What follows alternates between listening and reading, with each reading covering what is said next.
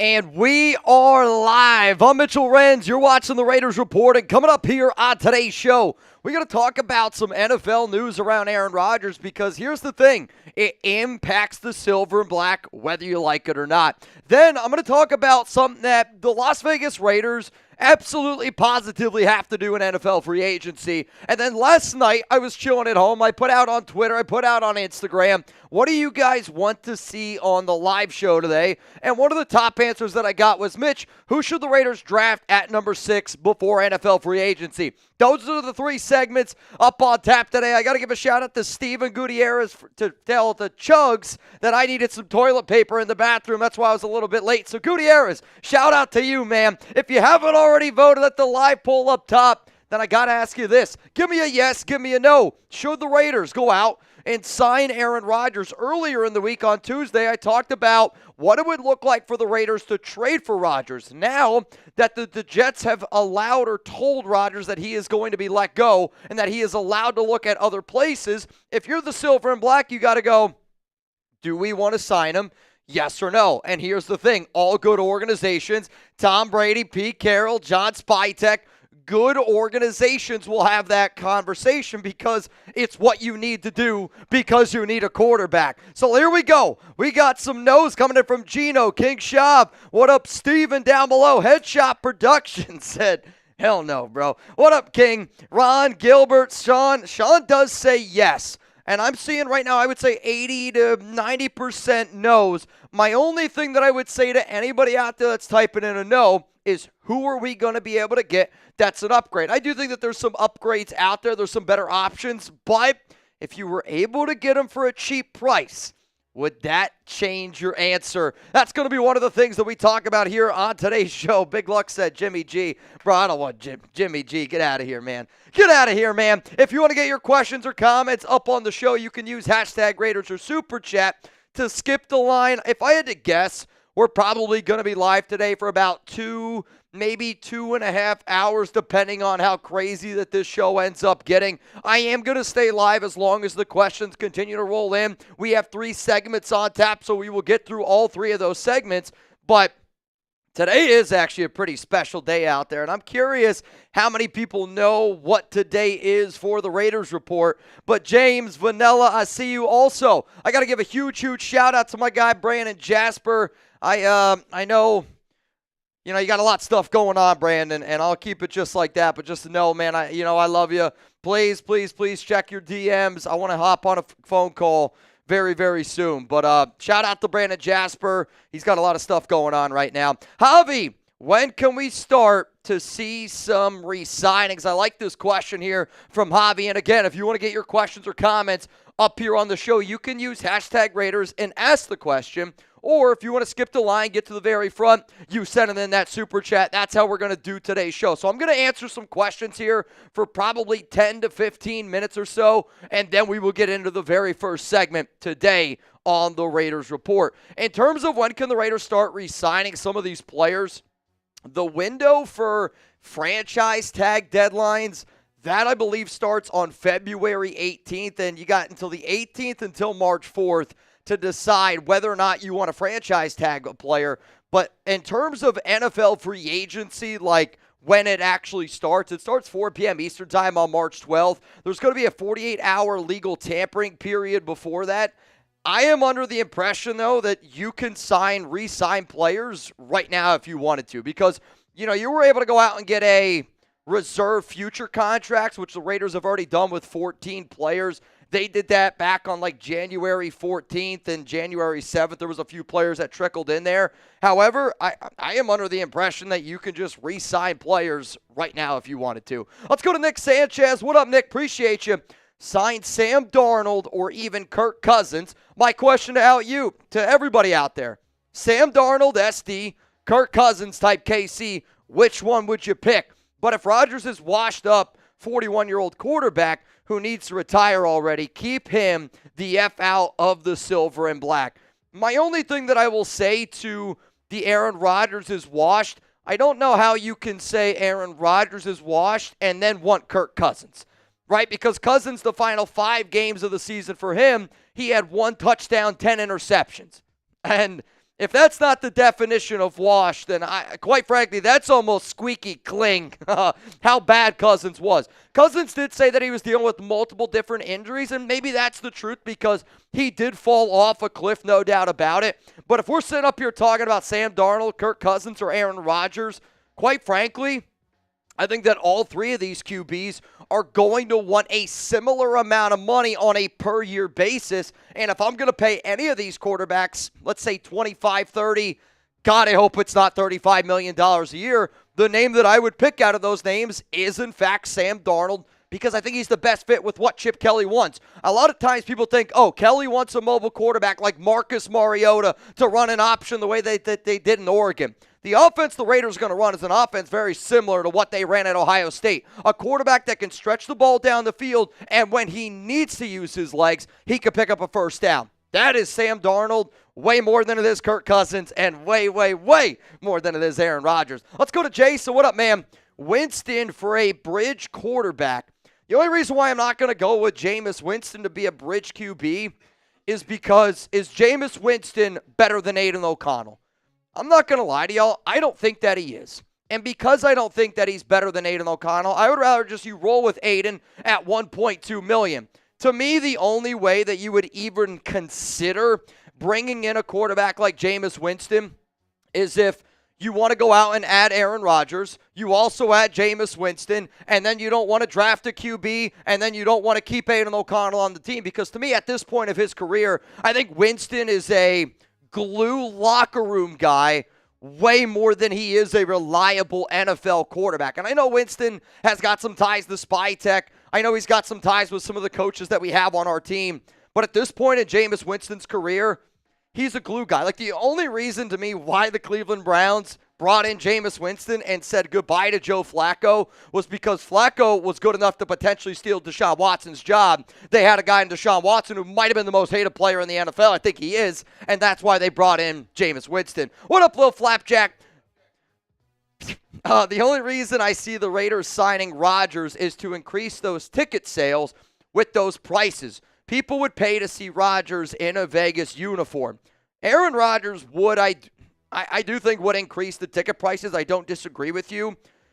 The reason, though, why I could see the Raiders doing it, okay, and that's going to be one of the things that I talk about here on today's show, so I don't want to give away too much what I'm going into.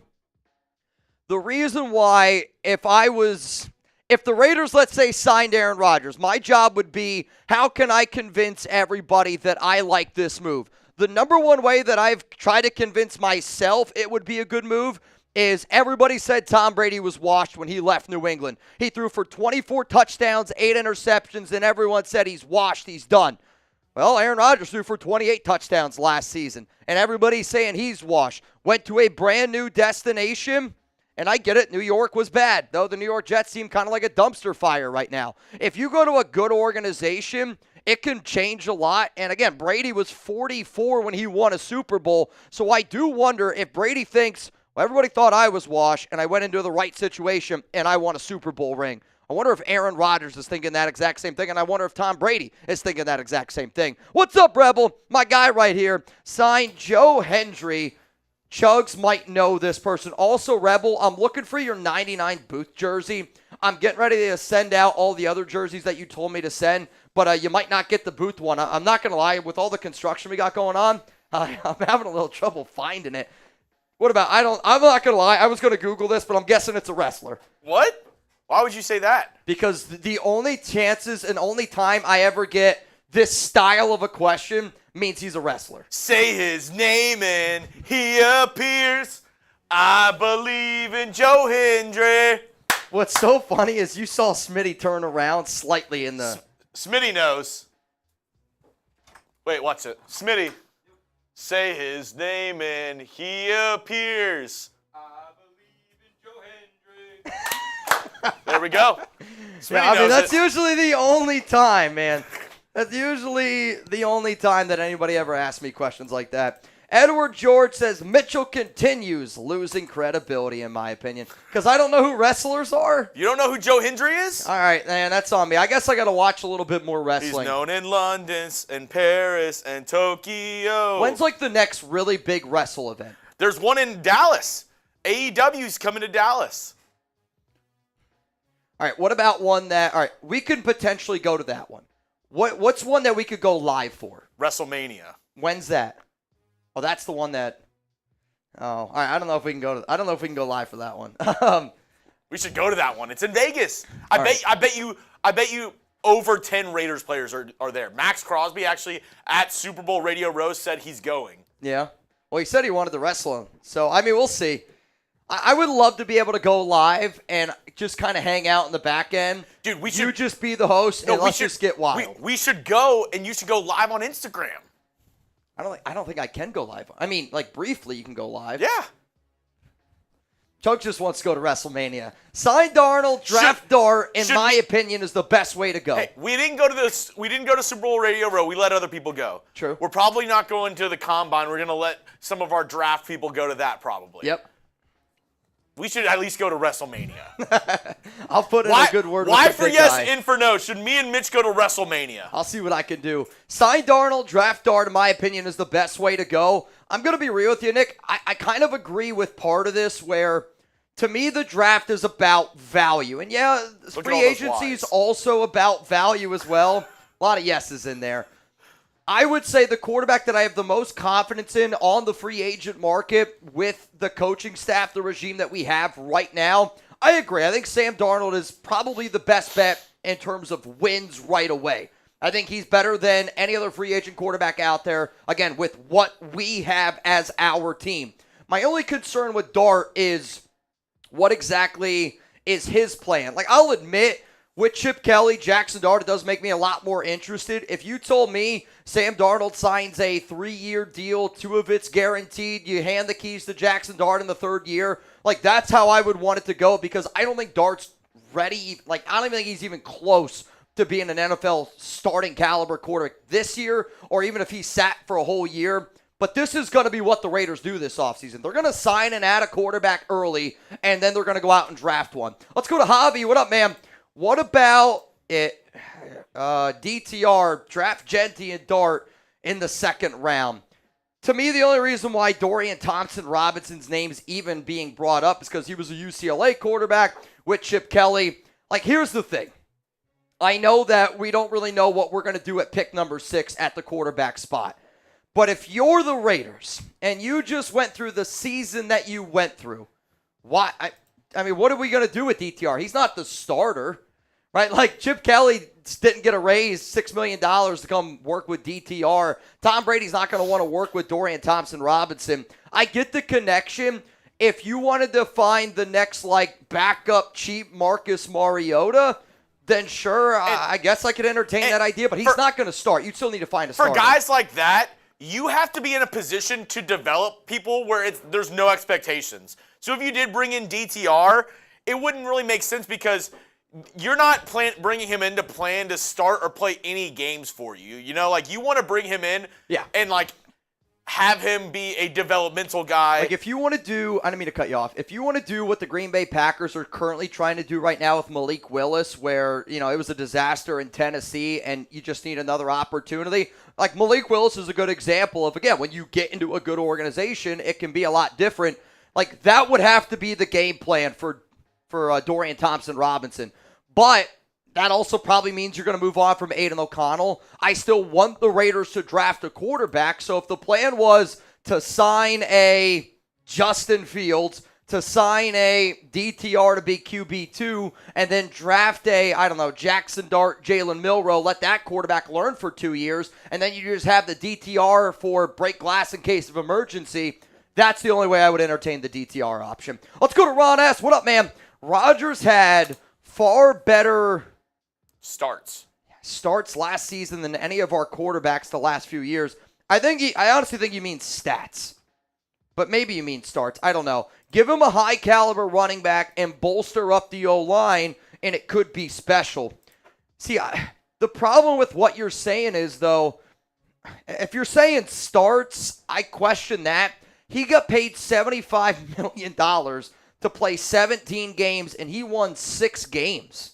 And the Jets had a win-now type of team, right? Like, that was an organization that did everything for Aaron Rodgers. Anything he wanted. He got to call all the shots, and they won 6 games with him as a starter. And technically, one of the games that he gets credited for winning, Zach Wilson technically put up the points in that game because Rodgers ended up getting hurt. I know there's a lot of people out there looking at the Rodgers stats, which maybe that's what you're talking about. He was also, though, according to like quarterback rating, QBR, was the like 30th, 25th best quarterback in the league. You also got to remember how many quarterbacks got hurt last season and how many injuries in general there were. When you look at QBs that played 15 games and above, Rodgers was the 25th best quarterback according to QBR. I get it, yards, touchdowns, all that stuff. It is important. But QBR, and for people that watched a lot of Jets games, like I didn't watch every Jets game. I'm not going to act like I did. But you guys probably already know this. My dad is a huge Jets fan. He'll be here next week. And when I talk to a lot of my friends, because I used to work for the Jets, and some of those people still work there, watching Aaron Rodgers for 17 games didn't feel the way that his stats showed up. Does that make sense, right? Like, his stats do not indicate at times how bad it was truly there for the New York Jets. Let's go to Lil Wada. Also, if you're playing N64, the character is Toad, right? You got Mario, Luigi, Peach, Bowser, Wario, Donkey Kong, Yoshi, and then Toad. I like Luigi. You're a Luigi type of guy? I'm a Toad. I'm not going to lie. Mitch, who do you think our quarterback is at the end? So you're saying who do I think the Raiders starting quarterback is week 1 this season? If I was a betting man, I would say Sam Darnold. And when you just hear all of the rumors, and the first time I heard Chip Kelly's name was probably about 3 months ago. We did a video on it, and I know a lot of the OG Raiders Report watchers know that. The amount of times I have heard Sam Darnold's name being brought up, especially after Super Bowl Media Day. Yeah. Again, we think about how much we heard about Jaden Daniels last year. We knew that was the plan. Just because it's your plan doesn't mean it's going to happen. I'm hearing but Sam Darnold is. I'm hearing a lot of Sam Darnold as well. If I was a betting man, which y'all know I am, I would say Sam Darnold is the Raiders starting quarterback in 2025. You know what's crazy? Today is the Raiders Report's birthday. I woke up this morning, turned on my phone, and the first thing that I always do is I always look for Raiders news while Chuck is like snuggling up next to me. And then I go on my YouTube Studio app, and I'm like, holy crap, 7 years ago today, the Raiders Report YouTube channel was founded. So if you guys could, hey, Nico, HBD's down below. Nico Laz, you got to wait 11 years, buddy. 11 years. You gotta wait 11 more years. Don't even think about it. At first, I was like, 11 more years? What's an 11 more years? Legal. Yep. Nico's got to wait. I mean, technically, there's a lot of... Technically, the Raiders Report is an A minor. And there's a lot of banging that happens on this show. So, just telling you, a lot of y'all are in trouble. What up, Ryan? What up, Celesbo? Woo, woo. My opinion, big luck. Wop, wop, wop, wop, wop. DJ Loaded, Joshua. I see all y'all. Smith Duncan. Appreciate all of you rocking with the Raiders Report. And again, the more and more subs we get, the more and more this community continues to grow and build. From the bottom of my heart, I appreciate everyone that always tunes in and watches this show. Cameron, what up, man? Could Trey Lance be good under Chip Kelly? I think Trey Lance has a better chance of actually being good physically under Chip Kelly than actually being good in his system. You know what I mean? Oh, dude, Trey Lance is going to be... There's a pause in there. Trey Lance is going to be so good for the Houston Roughnecks. I mean, the only reason why Trey Lance's name even got mentioned last offseason, by me in particular, I'm not going to speak for everybody else, but the only reason why I would even bring up Trey Lance's name last year is because the Raiders quarterback coach, Rich Scangarillo, was part of the regime in San Francisco that drafted Trey Lance at number 3 overall. They gave up all those picks. So in my mind, if you're going to give up 3 first-round picks for a dude, it probably meant you really like that quarterback. But again, though, this kind of goes back to the Dorian Thompson-Robinson conversation. Why am I going to invest in a QB that has just been bad? Been bad. I would actually rather have Dorian than Trey Lance. Do you know what's funny? What? Both of our dogs, I bet you are watching us right now. Oh, there's not a doubt in my mind. Danny just sent me a video, and it was Sadie laying down on the couch, and it's just this live show right now. Yeah. And she's just like watching us. I'm not kidding you. if we could find out, if YouTube gave us like the top 10 watchers, right? And all of it gave you was an IP address. I'm not kidding you. Chuck's the #1 Raiders Report watcher for an IP address. That guy watches probably 7 to 8 hours of Raiders Report every single day. Not a doubt in my mind. Seriously. I mean, I said it the other day when I was on this show when, I forget why we went live randomly. Oh, it was when Chip Kelly got hired. And every time somebody banged, I gave Chuck a treat. Like, I'm not kidding you. It got to a point where every time I would yell bang, he just already knew. He would run up the stairs. Bang! And then he was right there, dude. Shout out to Chuck, Big Luck. That's an OG right there. All right, y'all. We don't got any more super chats. It's okay. That means we can get into the very first segment coming up here on the Raiders Report. And there was some major Aaron Rodgers news that happened today, and it impacts the Raiders. And coming up on the show, I'm going to tell you why the Rodgers news impacts the Silver and Black. Because if you don't think that it does, I just need you to wake up a little bit and just open your eyes and open the horizons. It's all good. That's why we're here today. After that, then I'm going to tell you what the Raiders need to do in free agency. After that, the top draft targets at pick 6. And the amount of draft targets that we're talking about, some might say it's too many. Some might say it's too many for one video. NorCal Steve, Super Chat. How about this, NorCal? I'll get to that right after the first segment on the show. Oh, yeah. It's going to be around Cooper Kupp. I like that question, though. It's a good one. There's definitely a quarterback where if the Raiders could get one QB that's friends with Kupp, then that becomes a lot more interesting. Before we get started, though, we are at 215 likes, over 1,000 people. Can we get to 220 likes? Mm-hmm. Can we get 5 more likes? We're not starting, 4 more likes. We're not starting until we get to 220 likes on the program. Go down and smash that like button. 4 likes away. 4 likes away. Once upon a time. Also, kind of random. We don't usually do this unless it's like a shit show is what we call it. We usually don't do this on the 3rd date. Do you want to do a duck race today? I'm down. Here's my question. Do we go 50, 20, or $10 duck race? I'll leave it up to all y'all. Whatever one we see the most of, that's the one we'll go with. I want to do a duck race today. There's a lot of other stuff going on today with Mount Raidermore. And again, I think some of y'all have heard me talk about Brandon Jasper. He is a Mount Raidermore member. He is battling some very serious health complications. Brandon, I hope you're watching right now. And, man, I hope we get the opportunity to talk again. We got to show some love down there to BJ. Seeing a lot of 20s. Big luck. That's right. Shout out to the great tuna.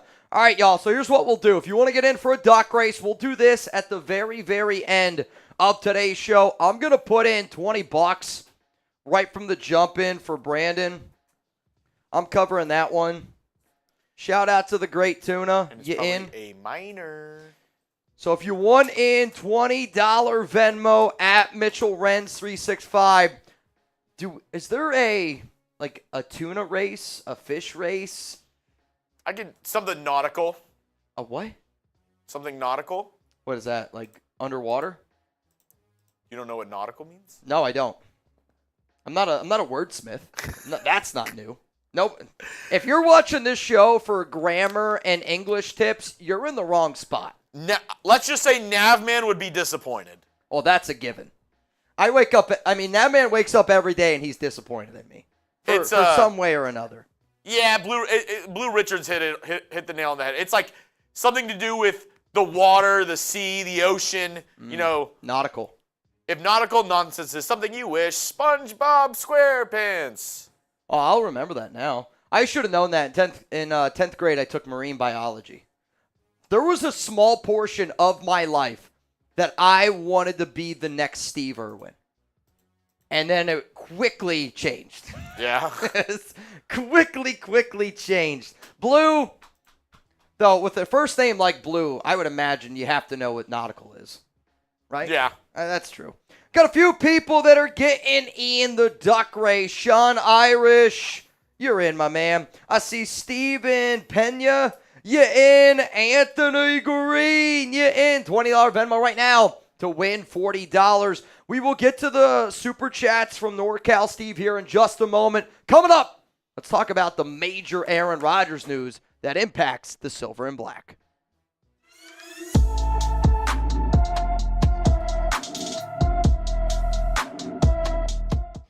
Coming up today here on the Raiders Report, major Aaron Rodgers news that impacts the Las Vegas Raiders. And with that being said, I'm going to tell you there is only one way that the Las Vegas Raiders should even consider adding Aaron Rodgers. Also on top of that, Maxx Crosby was talking about AR-12 yesterday, Rodgers and his podcast.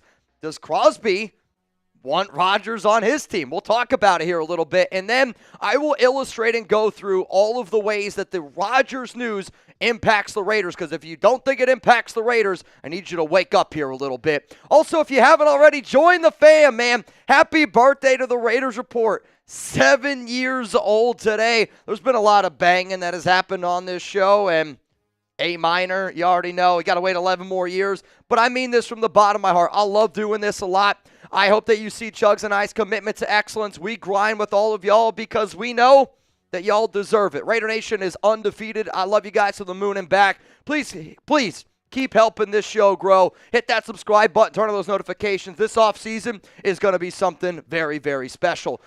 We got to give a huge shout out to our sponsor today, Panda Sups. They are sponsoring today's show. Reminder code FKC for 25% off at pandasups.com. So let's get in here to the latest around Aaron Rodgers. And today, February 13th, the Jets told Rodgers that they do not want him to be their Valentine, and they're going to be letting him go. According to Ian Rappaport, that the Jets are expected to use a post-June 1st cut on Rodgers. And if that sounds familiar, that's what the Raiders did last season with Jimmy Garoppolo, which essentially means this. If Rodgers wants to sign with a team, he's going to be able to sign with a team once the free agency period starts. But the money for the Jets isn't going to happen until after June 1st. With that being said, though, the Jets are eating $49 million by moving on from Rodgers.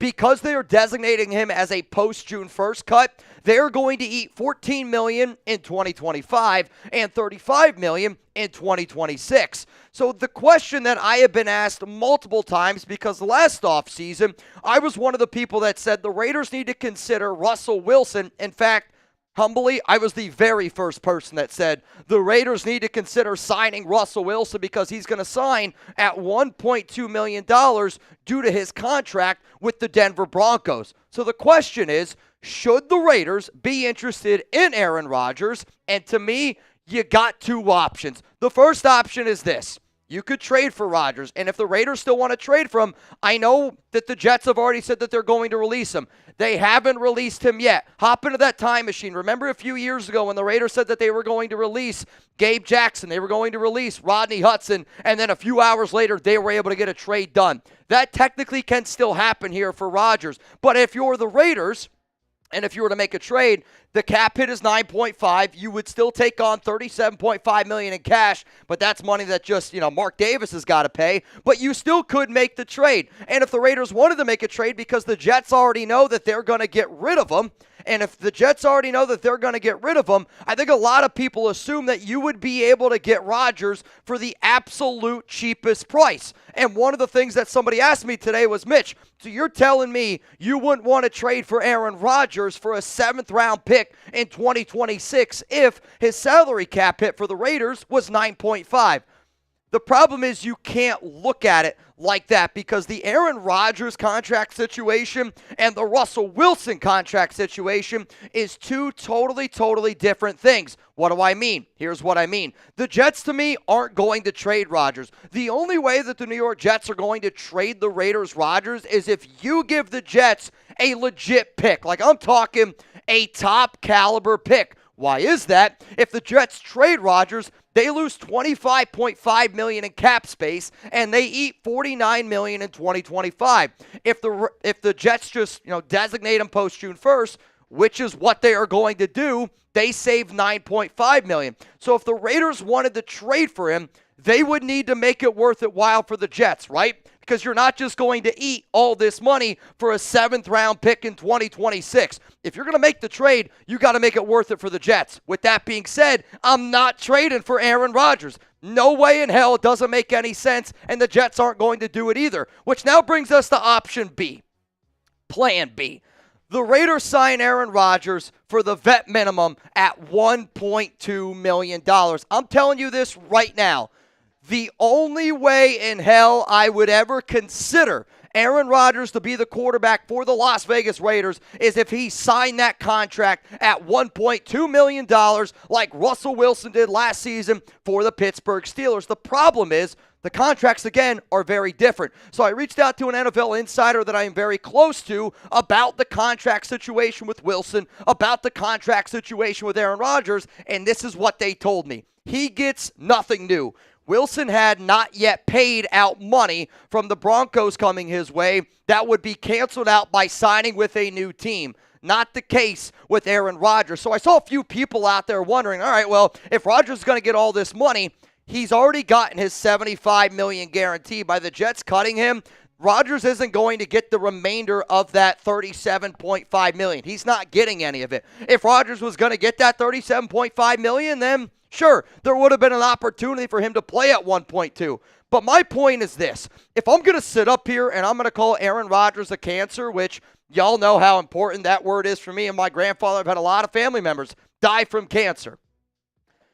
I want Rodgers to prove to the Raiders, to prove to me, to prove to you, to prove to the entire world that he's willing to put somebody else, that he's willing to put the Raiders, a team, in front of himself. And I think the only way possible that it proves it from the jump is if he signs a $1.2 million deal. And I know that that's unlikely. And I know all of these things. But realistically, Rodgers is going to say what he wants to say. And he's a smooth talker. He's going to step up to the podium. He's going to say it's all about the team. It's all about winning. It's all about the shield. But in the back of my mind, I'm just going to go, I don't really believe you, Aaron. The only way that I would believe the words Rodgers says is if his actions backed it up. The only way that you're going to believe it right away, $1.2 million vet deal. Then I will entertain the idea of bringing in Aaron Rodgers. If it's not for 1.2, I'm not interested. Here's your opportunity, though, to call the shots. Let's say we're sitting down with John Spytek, Tom Brady, Pete Carroll. Should the Raiders be interested in signing Aaron Rodgers? I want you to type S for sign, type P for pass. This is going to be the pinned comment here on today's show. Scroll on down. Give me your answer. My answer coming up here in just a moment. So here's what I'm going to do. I'm going to do this. I'm going to say why the Raiders could sign Rodgers, and then I'm also going to give you the reason of why that they shouldn't sign Rodgers. Let's just play a game because that's what this show's about here of why would the Raiders even be interested in bringing in number 12? First, Brady won a Super Bowl with John Spytek when everybody thought he was washed. He threw for 24 touchdowns, 8 interceptions. His final year in New England, everybody said he was done. Then he goes down to Tampa Bay, gets a fresh new start, and guess what? Ends up winning the Super Bowl. You also got to remember, Mark Davis was interested in Aaron Rodgers in 2022. And if you don't think that that matters to Mark and that doesn't matter to Tom, you're lying to yourself. And if the Raiders think that Rodgers is truly the best free agent out there, I don't think Rodgers is the best free agent option. I'm not afraid to say it. But if they do, that could be a reason why they go out and they try to get him. When you look at his numbers the last 4 seasons, I mean, a 63.0% completion percentage is a little bit lower. A decent amount of yards, 28 touchdowns, 11 interceptions. Like, those are some pretty solid numbers when you look at it from the surface level. But we're not going to get the 2021 version of Rodgers. We're not going to get the MVP caliber level of Aaron Rodgers. And when you look at his numbers from last season, amongst qualifying quarterbacks, he had the 30th highest completion percentage. He was 8th in the NFL in passing yards. He was tied for 7th in passing touchdowns. He had the 12th most interceptions with 11, but QBR was 48.0. I used to work for the Jets. A lot of y'all already know that. I got a lot of friends that still work at the Jets. My dad is a diehard Jets fan who watches every single game. Looking at the Aaron Rodgers numbers and then actually seeing the on-field performance, I don't think fully match up. Rodgers was not anywhere close to being as good as what his touchdown numbers look like, what his passing yards look like. I would actually say legitimately, and I've said this before, that I don't think Aaron Rodgers is a top 20 quarterback in the NFL. And that 25th overall QBR is probably where I would rank him, though Rodgers with Chip Kelly throwing the ball down the field, I don't know, man. I don't know. Here's why, though, I wouldn't sign Aaron Rodgers.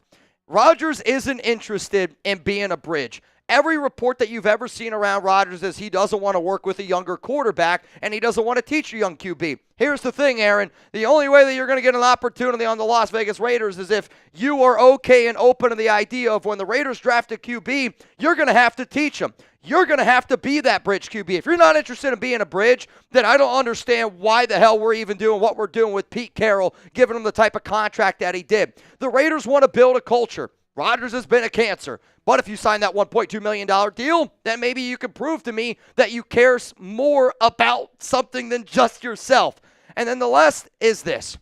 If the Raiders just don't believe that he's the top option, I really, truly believe the only way the Raiders would bring in Rodgers is if they thought he was the number one free agent quarterback out there. And I'm sorry, I don't think that he is based on what I believe it could cost. $1.2 million Aaron Rodgers?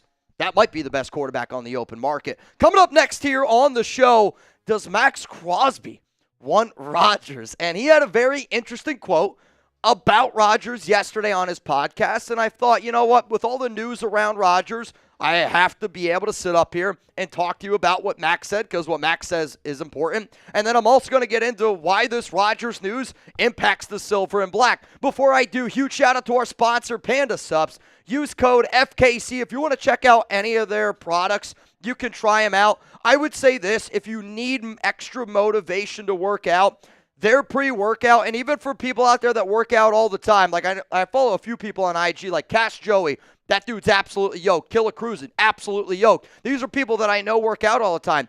When you work out a lot, sometimes your body just gets used to a pre-workout.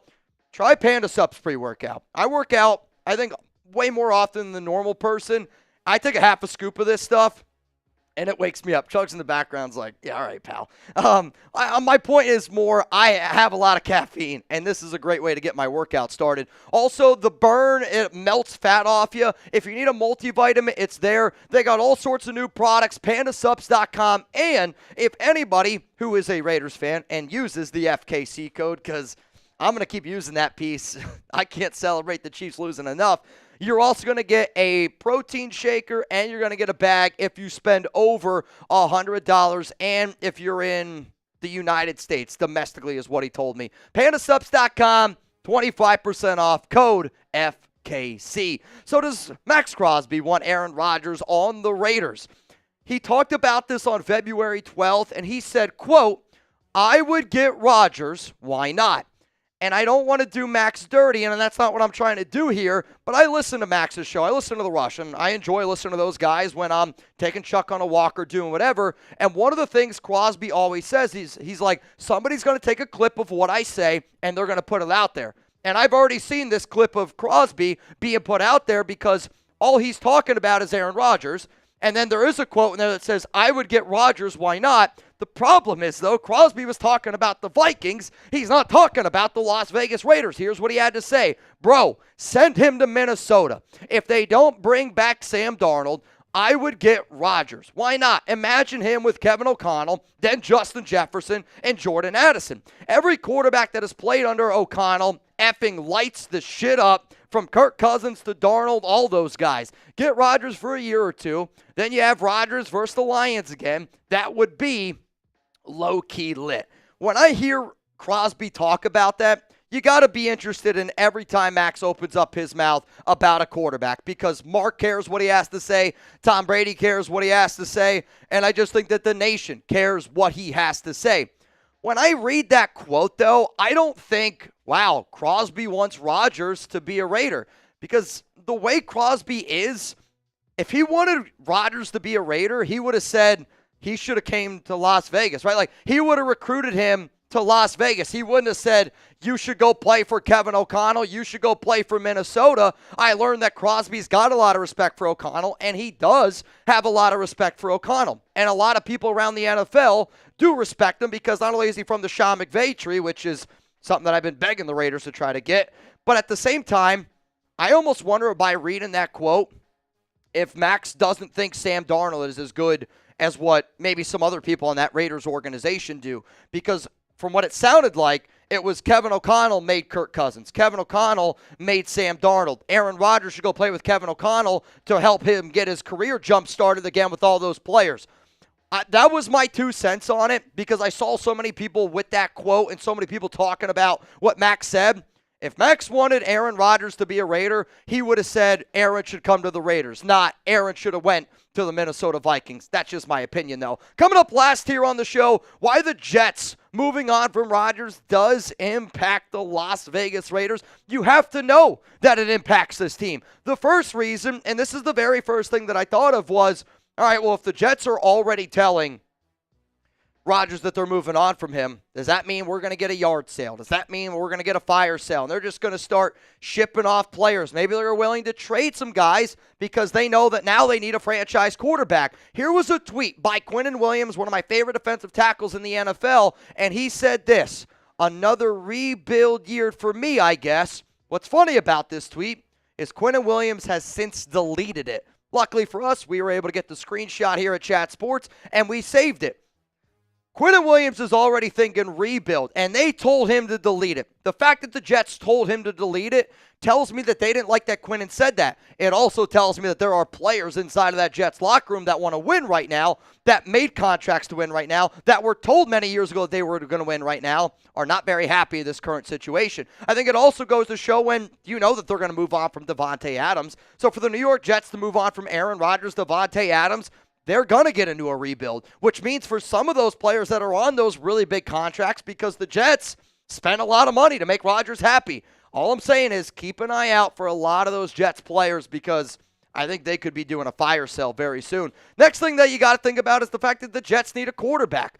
For the Raiders, we know we need a QB, whether that's free agency, whether that's in a trade, whether it's in the draft. This is another team in terms of competition that we have to deal with, whether that's outspending them or whether it's being able to draft a quarterback. I would say right now, these are the top 10 teams that are looking for a QB. And you can point and poke holes through certain teams here, but there's no doubt that 7 of these teams are going to be looking for a quarterback this upcoming season. Like the Jets, the Raiders, the Browns, the Steelers, the Titans, the Giants are all looking for quarterbacks. I know Kellen Moore said that he was excited to work with Derek Carr, but at the same time, what do you expect him to say at this point? Are they going to move on from D.C.? Are the Seahawks going to move on from Geno Smith? Are the Colts going to stick with Anthony Richardson? Are the Vikings going to stick with J.J. McCarthy? There is a lot of unknowns. But you know what I would say to any quarterback that believes in himself, even just a little bit?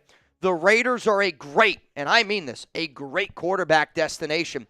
And if you don't believe me, go check out this video. If that statement that I just made out there made you roll your eyes, you're like, Mitch, dude, what are you on right now? Watch this video, and if you still don't think that the Raiders are a great quarterback destination, then I would say to the quarterback that doesn't think that this is true, you don't believe in yourself and you don't have confidence in yourself. That's how I would refrain. Let's go to the last thing here. The Jets, they got the number 7 overall pick. The Raiders are picking 6. The team that's right behind them is number 7.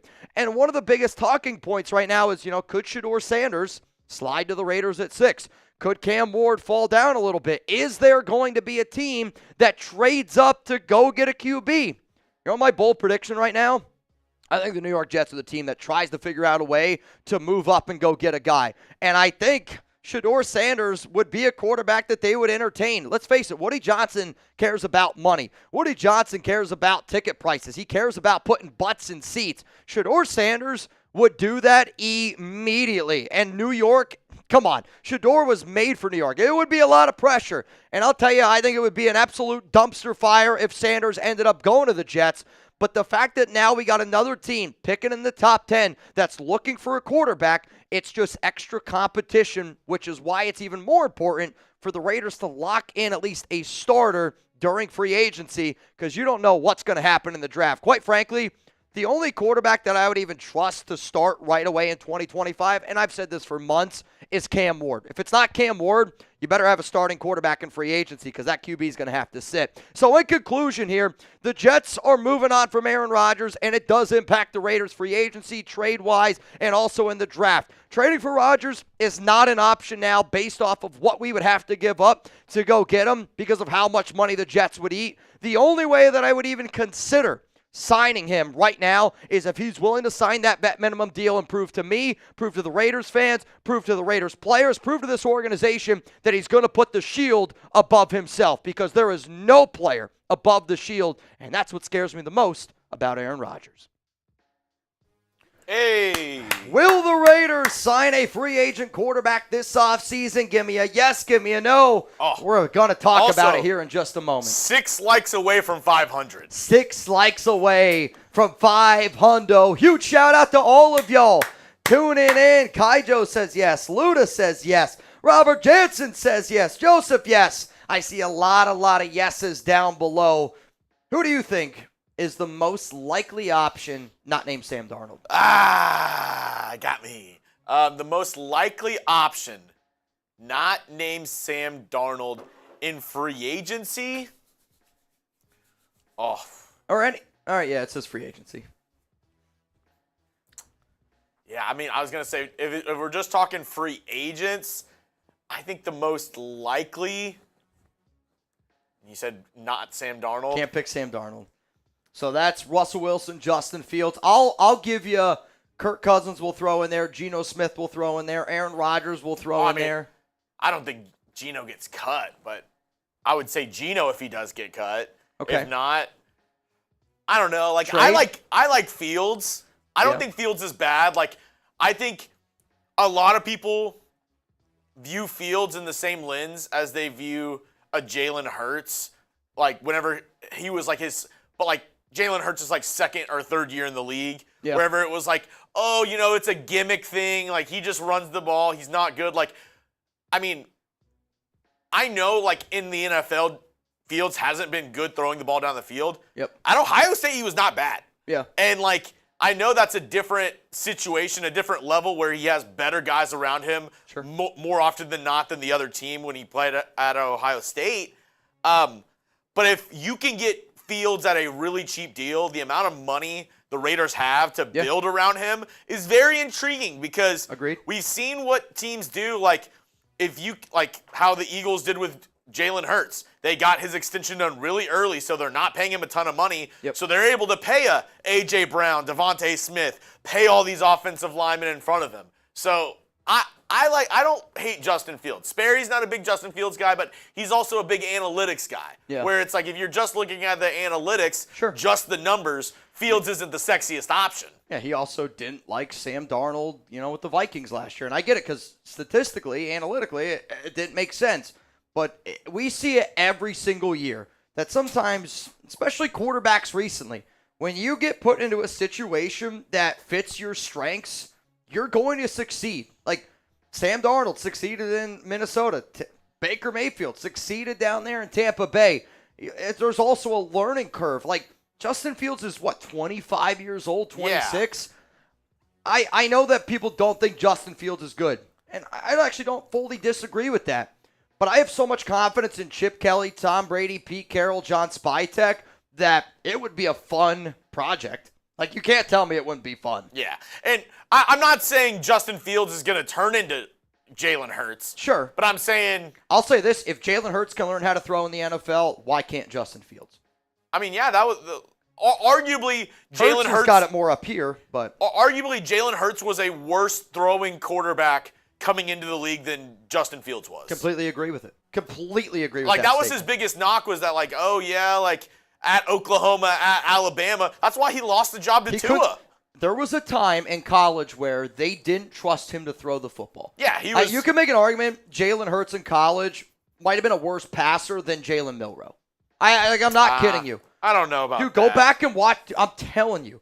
His first few years, he was that bad. His last year with CD was really good.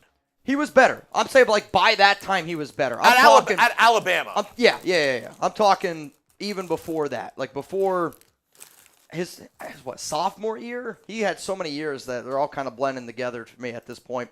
We got over 1,100 people here in the building. Huge shout out to all of y'all. We're going to go through some super chats here. Once we get through them all, then we're going to get into the next segment on today's show, which is going to be around a quarterback. NorCal Steve, should the Raiders pick up Cooper Kupp? I'm going to say no to the whole Cooper Kupp idea simply because let's say the Raiders want to make a move for Kupp. Now, they said that they're going to move on from him. Right now, they're entertaining a trade. Like, I'm not going to trade for him because you would have to make a trade what? Kirk. What? That's who I sent you the picture of, Kirk 329. Oh, wow, dude, that's sick, Kirk 329. Let's go. Great to meet you at the wedding. Kirk, heard good things about you. What was I saying? Damn it, Kirk. No, I think the trade for Cooper Kupp, it costs somewhere around like $20 million per year. I would just rather sign a Chris Godwin, who's a younger player, instead of bringing in Cooper Kupp. Where again, he's had a lot of injuries out there, but it's not the route that I would go. Raiderman01 Mitch, I like Hampton more than Genty. What do you think? Just win, baby. I was talking about this in the office the other day, and mixed reviews of people, but I was saying I think Genty's getting too much hype to be a top 10 pick. Like, I think he'll be good. I think he's a good running back, but no way if I'm,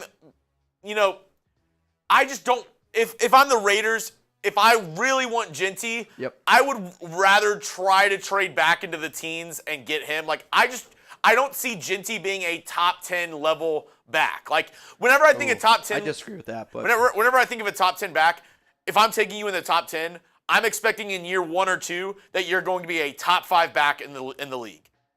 That's a top 10 pick. You expect them to be top 5 at whatever position you get them in. I do think that Genty is the best running back in this class. However, Genty at 6 or Omarion Hampton at 37, based on the offense that I believe the Raiders are going to run. Again, it could change a little bit. I'd rather get Caleb Johnson in the 3rd. See, I think Hampton, though, his ability to catch the football on top of running between the tackles, he kind of reminds me of Joe Mixon a little bit, where he does just everything really well. I love the balance. And you go back and you look at every single successful offense that Tom Brady has ever incorporated. They've had a running back that can do a little bit of everything, right? Like, go back and look at the Buccaneers offenses these past few years. They're going out and getting guys like Bucky Irvin, Rashad White, and they're having players that can run between the tackles, also catch the football a little bit. If the Raiders went out, let's say, and they just added just shit ton of big guys on the offensive line, like if their offensive line was Colton Miller, you go out and you sign, I don't know, Trey Smith, JPJ, you add Mekhi Becton, DJ Glaze, and you just stock up on those big guys, then that offense is a little bit more intriguing to me with Genty. However, though, would you take him at 6? We'll talk about where I have Genty ranked in my big board here for players. But I don't think the Raiders are going to draft Genty. He's a great back. I love Hampton, though. In terms of best value for the Raiders, I think Hampton is up there with one of the best value running back picks. I'd rather get Cam Scatterbo in the 3rd as well. Like, I think there's a... See, I'd rather have Hampton in the 2nd than Cam in the 3rd. Maybe in the 4th. I just think there's so many good running backs. Ollie Gordon in the 4th or 5th. Ollie Gordon can run. Like, that's going to be another good back where if he would have came out 1 year before, he could have been a round 1 back. Yeah, he was arguably the top running... Dude, I obviously got NCAA as soon as they came out. He was the 3rd top ranked in terms of overall on NCAA at the start of the year. He was like a 93 or 94 overall. I can remember the way people were talking about him. He was a legit back, and then took a little bit of a step back. Both the guys from Ohio State, Travion Henderson, Quinshad Junkins, and then Travion Henderson is I think the Raiders. We don't even talk about him. The guy from Penn State, Singleton. Singleton, yep. He's good. Singletary. Oh. I don't know. It's one of the two. Raider J, Mitch, are you sold on Sanders? He stares down his receivers, holds on to the ball too long. Mechanics. Am I sold on Shador Sanders? No. Not even kinda. The reason why we talk about him so much is more just because that's a name that I've heard a bunch for the Raiders because of the Tom Brady connection there. Singleton? Yeah. That's what I thought. It's not Alex, though. It's Nicholas. Nicholas Singleton. Who's their other back, though? I can't think of his name. And I watch Penn State all the Katron time. Allen? Yeah, that's the other guy. He's pretty legit too. No, I'm not sold on Shador. And quite frankly, I don't know how you can be sold. He's got good qualities, right? Does he stare down certain receivers? Yeah, I think at times he just stared down Travis Hunter too much because it was Travis Hunter. And at college, I believe that if you stare down Hunter's going to be able to get open where it worked out a lot. But there's nobody that has completed the ball at a higher percentage level than Shador Sanders. His arm strength does scare me. I like that he's able to throw players open. But to me, the reason why why Raiders fans should like Sanders is because of all of the work he does with Tom Brady, with everything that he's done, because I think that that's the type of QB they're kind of looking for here. Also, me and Mitch, I remember the very first college football watch party we did this year. Do you remember what it was? North Dakota State against Colorado. Colorado. Yep. And we were at first Shador haters. I'll label it. I was a Shador hater at the beginning of the year. I agree. He impressed me every time I watched him play this year. He did get better, and that's the one thing where he did get better. And I almost wish that you could just get rid of his name. Just totally get rid of his name. And I feel like people would like him less and more at the exact same time. I feel like people rip on Shador because he's a hard guy to like because there's a lot of other stuff that he's doing. But then at the same time, he has made improvements every single year. He has shown he's coachable. And, damn it, there is not a quarterback that deals with more pressure on a daily, weekly basis than Sanders. And he's been able to ring the bell. To take him at 6, though, I'd be lying to tell you that doesn't keep me up at night. What up, Zoe? Justin Fields and trade up for Shador, draft a running back, and then the third. I'm going to be quite honest with you. I think this would be a terrible idea. If you're going to go out and you're going to draft or sign Justin Fields, I don't see why you would then trade up for Shador. To me, if you sign Justin Fields, you wait at 6, and if Shador drops, you'll draft him. But you're not giving up assets to go up and get Shador. I mean, the quarterback that, again, you're not, the same offense is not going to be ran. And that's why this pairing to me doesn't make a lot of sense. The offense that the Raiders would run with Justin Fields would not be the same offense that the Raiders run with Shador Sanders. It would be different. It would be. So to put those two together logically doesn't make sense to me. I would need to see it because it doesn't make sense. Yeah. Sign Fields and then draft a different quarter, like a Jackson Dart, a Jalen Milroe. Yeah, I mean, you don't always have to have the same exact style of quarterback necessarily. I know, but to me, though, there's got to be a plan. And the plan that's being laid out, that wouldn't align with the plan to me. Yeah. And again, I'm allowed to say that up here right now because it's February 13th and we don't know how any of this is going to go. I guarantee you this, if the Raiders signed Justin Fields and if the Raiders drafted Shador Sanders at 6, I would try to figure out a way to convince myself that this is the right move for the Raiders. Let's go to Alex D. Great job breaking it down, Mitch. Alex, I think one of the best things I'm able to do is break it down. He breaks it down. He's like the Australian breakdancer. Some might say, if she can make it to the Olympics, why can't I? Patrick B., we have to remember, if there is any quarterback that can explain why it's good to take a team-friendly deal as a quarterback, it's Brady. He has the rings to prove it. This is twofold here. First is, I know Brady used to get a lot of credit for taking team-friendly deals. Same thing with Russell Wilson, right? People were like, oh, great job for taking a team-friendly deal. It's easy to take a team-friendly deal when you've made the amount of money that those guys have made on and off the field. It's also easy to take team-friendly deals when, at the time, Giselle was making way more money than what Brady was making. And Sierra's not hurting for money either when it comes to Wilson. I agree that Brady could take that page and he could teach people, hey, you want to get your legacy to an upper echelon? Aaron Rodgers right now, I don't know if he would be considered a top 10 quarterback all time. If he wins a Super Bowl with the Raiders, I think you would put him in there in that top 10 because he has all the stats. He's got the best touchdown-interception ratio of all time. He's got all the numbers, but he's only got one Super Bowl. And when I think about how great of a player Aaron Rodgers is, from a talent standpoint. Like, I would say the only other quarterback that I would compare careers to is a Dan Marino, where everybody knew Dan Marino from a talent standpoint had all the talent in the world. He just never won. Everybody knows Aaron Rodgers has all the talent in the world. Why doesn't he win? I think it's because he's not as good of a leader as some of these other guys. But I hear what you're saying, Patrick. Let's go to Hogan. What up, dude? Remember, Rodgers didn't want to go to the Jets because Woody owns a Vax company. Listen here, brother. He also played bad the last year with McCarthy when he was unhappy. Also remember how bad Favre was with the Jets. I mean, that first sentence doesn't make any sense because that's where Rodgers went. If he didn't want to go there. Yeah, I mean, I'm not going to get into – I don't remember all of this stuff. I'm not going to lie to you. I only know it from the Raiders standpoint. And the Raiders standpoint is this. Do I think Aaron Rodgers is washed? I kind of do. I don't think he's a top 20 quarterback. I am also guilty, though, of saying that exact same statement about Tom Brady, and then a year later he ends up winning the Super Bowl. Sometimes just different situations, and it happens all. Did you think that Baker Mayfield was a good quarterback 3 years ago?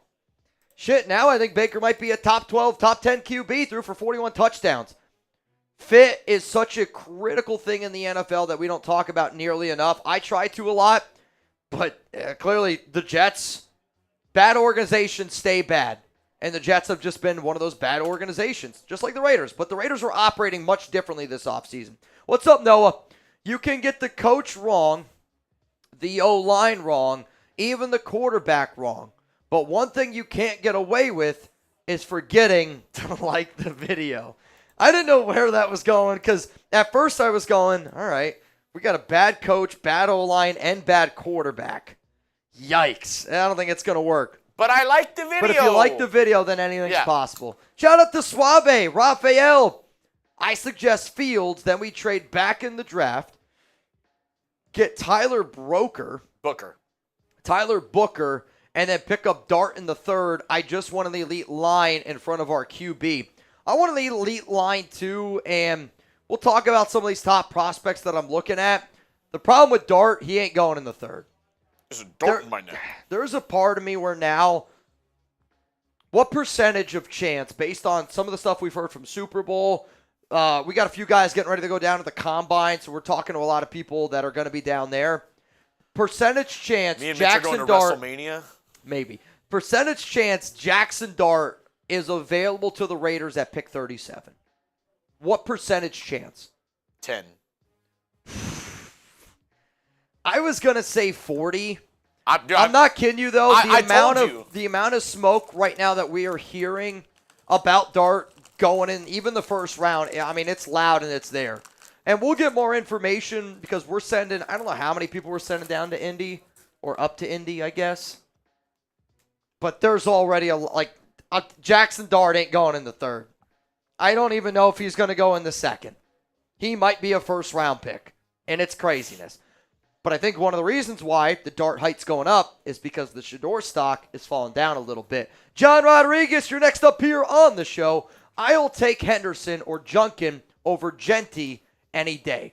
If you're saying value-wise, Junkin... Yeah, just like if they were all free agents, no, I would take Genty over those guys. I would say Trevion Henderson is the better back to me. I actually thought I liked Judkins a little bit more when he was running that Ole Miss, some of that physicality.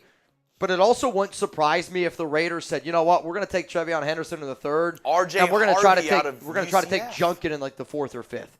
I could see Junkin falling down a little bit further in the draft because Henderson I think is going to go a little bit higher. Harvey out of UCF, that dude's a beast. Who? I think it's R.J. Harvey. I'll have to do some more research. I would say right now there's only maybe 30 to 40 prospects I know well to be able to talk about them on this show. Mitch, this shirt is dope.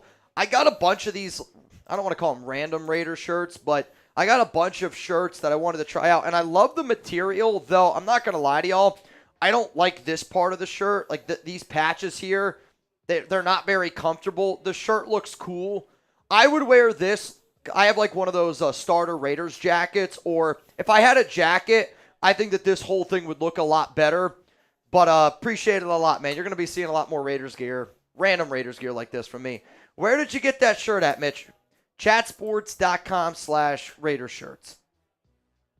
I got it on Fanatics. You can check it out there. Rebel, I believe in Joe Hendy than Rodgers. He gets tackled in a bad direction, and it's GG. Fields or Darnold would be okay since they can move under pressure. And it's GG. You don't know what GG means? He gets tackled in a bad direction, and it's Dude. GG. You really don't know anything besides Raiders, dude. You don't know what GG means? Gucci? It'd be my thought. It's GG. What? I just can't believe it. It's a phrase used by the younger generation to say like good game. Good. No, like good game. Oh, really? Like it's over. Basically, like if you whoop somebody in a video game, you'll send them GG.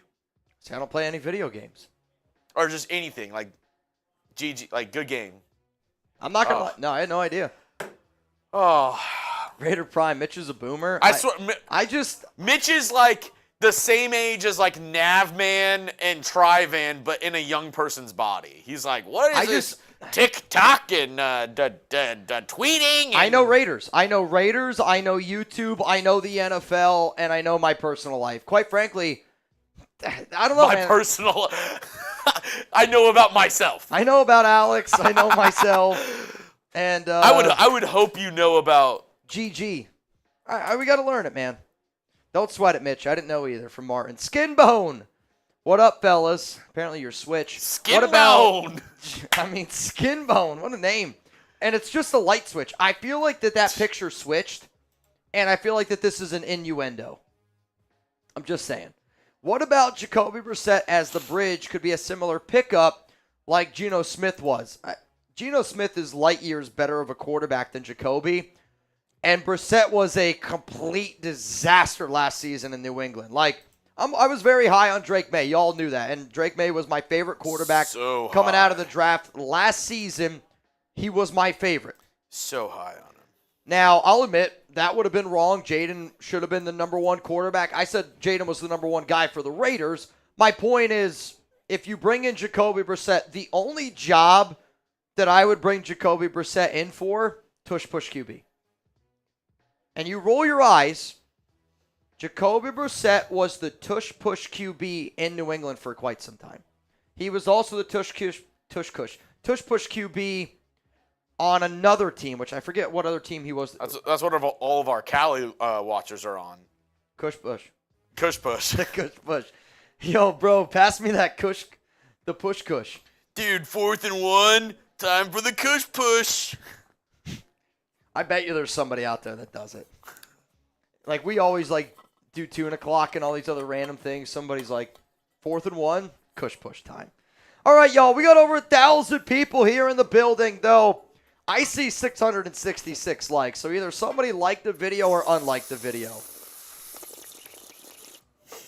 You got a spoon over there? What are you doing? You got some cereal? Cush-push. Venthrak, how about this? I will get to Venthrax after this next segment on today's show. Venthrak, shout out to you, man. Next show coming up here is going to be me making a take, and maybe it's bold, maybe it's not.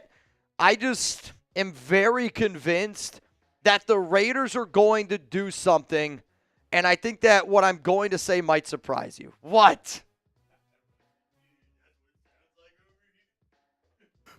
Dude, I know Patrick B is a big Cush-push guy. Dude, that's what it sounds like over here, bro.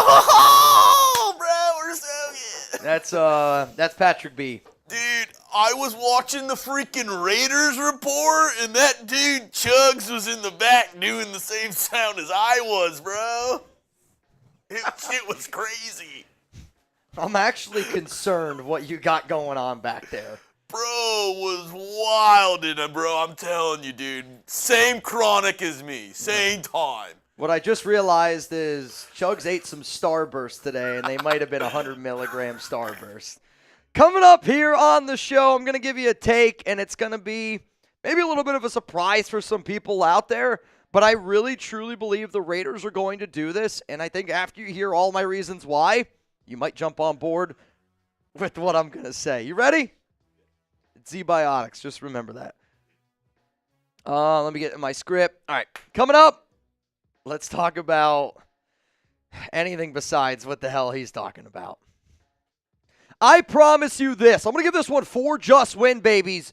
The Raiders are guaranteed to add a quarterback early in free agency, whether that be signing a QB, whether that be trading a quarterback. Mark my words. I promise you, the Raiders are going to add a QB very early because they have to. For those that do not know, NFL free agency starts March 12th at 4 p.m. Eastern Time, and the legal tampering period begins 48 hours prior to start of free agency. I believe the Raiders are going to have a quarterback, and everybody amongst the nation is going to know who the QB that the Silver and Black bring in by March 12th, 4 p.m. Eastern Time. If you like that take, if you don't, hey, man, I'm going to be here no matter what. We're always about pumping out that content for the nation. Make sure you click that subscribe button. Make sure your notifications are on, because when the Raiders do add that QB, I'm going to be going live, and it's going to be a party. If you're like Mitch, who are some of the options out there for the Las Vegas Raiders? I would say right now, these are just the top 10 options of most likely quarterbacks that the Raiders could potentially add this offseason. But here's what I want you to do. I want you to call your shot. I'm sitting up here telling you the Raiders are 100% going to add a quarterback. They're going to add a quarterback before the draft. Book it. You can bet your house on it. It's going to happen. So who should the Raiders add? Should they add a Sam Darnold? Maybe a Geno Smith? Maybe a Matthew Stafford could be a name to throw out there. I want you to call your shot. Let me know down below who's going to be the quarterback the Raiders add this offseason. So what we're going to get into now here on today's show is this. I am going to outline why the Raiders are 100% guaranteed for just win, babies, of adding a QB. The biggest reason why they're going to do it, it's their biggest need, almost like SpongeBob needs water. It's their biggest need, and they have to do it early. The reason why you got to address this from the jump is because as it stands right now, you don't have a starter on your roster. Aiden O'Connell's not a starter. Gardner Minshew's not a starter. You're going to move on from Minshew, and the fact that Aiden is just a backup, NFL teams know that. Tom Brady knows that. Pete Carroll knows that. Chip Kelly knows it. John Spytek. These are very smart individuals, and they know that the biggest need for the Raiders is at the quarterback position. The other reason why the Raiders are going to have a quarterback on their team before March 12th at 4 p.m. Eastern Time is for other NFL free agents. We got to be able to face the facts here. There is not going to be a big-name free agent that signs with the Raiders unless we have a proven quarterback on our team. Signing a quarterback early proves to every other big-name free agent, because here's what happens. Every free agency, the best players sign on the day, the very first day. Whoever teams are looking at as their top priority, for the Raiders last year, the top priorities were Christian Wilkins and Gardner Minshew. But there's no way that Christian Wilkins is going to sign with a team like the Raiders unless we have a legit quarterback under center, unless you overpay. And there was a lot of people that thought the Raiders overpaid for Wilkins last year, which I was okay with because we need to be able to build in the trenches. But players are going to want to know who the Raiders quarterback is before they sign a long-term deal with us, on top of the fact that our coach is 74 and there has to be a little bit of stability going forward. No good free agent, unless they overpay, is going to want to sign if Aiden O'Connell is the starting quarterback of the Raiders. Yeah, if Aiden's the starter, no big-name guy's going to want to come here. So because of that, if you want to recruit the best free agents, you need to sign a quarterback. You need to get a quarterback early, and that's why they're going to do it. I got more reasons coming up here why the Raiders are 100% going to add a quarterback early in the free agency process. Before I get into it, though, huge, and I mean huge, shout out to Z-Biotics for always allowing us to keep the good times a-rolling. We're not afraid to have a good time, and I know the nation isn't afraid to have a good time either. So let's face it, after a night with drinks, you don't bounce back the next day like you used to. That is, until I found Z-Biotics, because I can either have a great night or a great next day. Pre-alcohol is the world's first genetically engineered probiotic. It was invented by PhD scientists to tackle rough mornings after drinking. When you drink, alcohol gets converted into a toxic byproduct in the gut. It's this byproduct, not dehydration, that's the blame for your rough next day. Pre-alcohol produces an enzyme to break this byproduct down. Just remember to drink this probiotic before drinking alcohol. Drink responsibly and get a good night's sleep to feel your best tomorrow. So stay in the loop and go to zbiotics.com/chatsports. You can also scan the QR code on the screen right now to get 15% off your first order when you use code chatsports at checkout.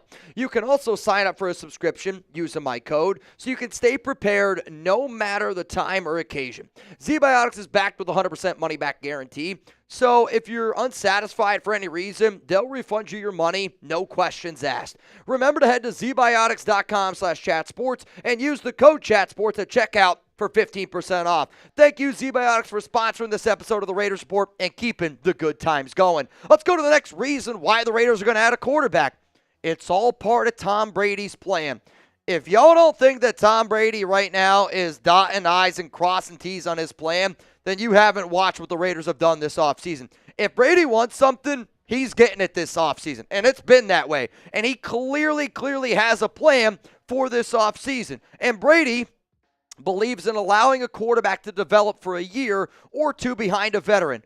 When you listen to Tom Brady, and he talked about this probably back in August, he said his plan of what he believes it takes for a quarterback to be successful in the NFL. He talked about allowing a rookie to sit for a year or two to learn and understand the NFL, to learn and understand the system before being thrown out there. Knowing that, and knowing that Aiden O'Connell's not going to be the starter, knowing Gardner Minshew's not going to be the starter, that tells me that if they draft somebody, they're going to sit. If they draft a Shador, Jackson Dart, Jalen Milroe, Will Howard, whoever the hell it is, that quarterback's going to sit for a year, and then whatever QB that they decide to bring in is going to get the reins for a year or two.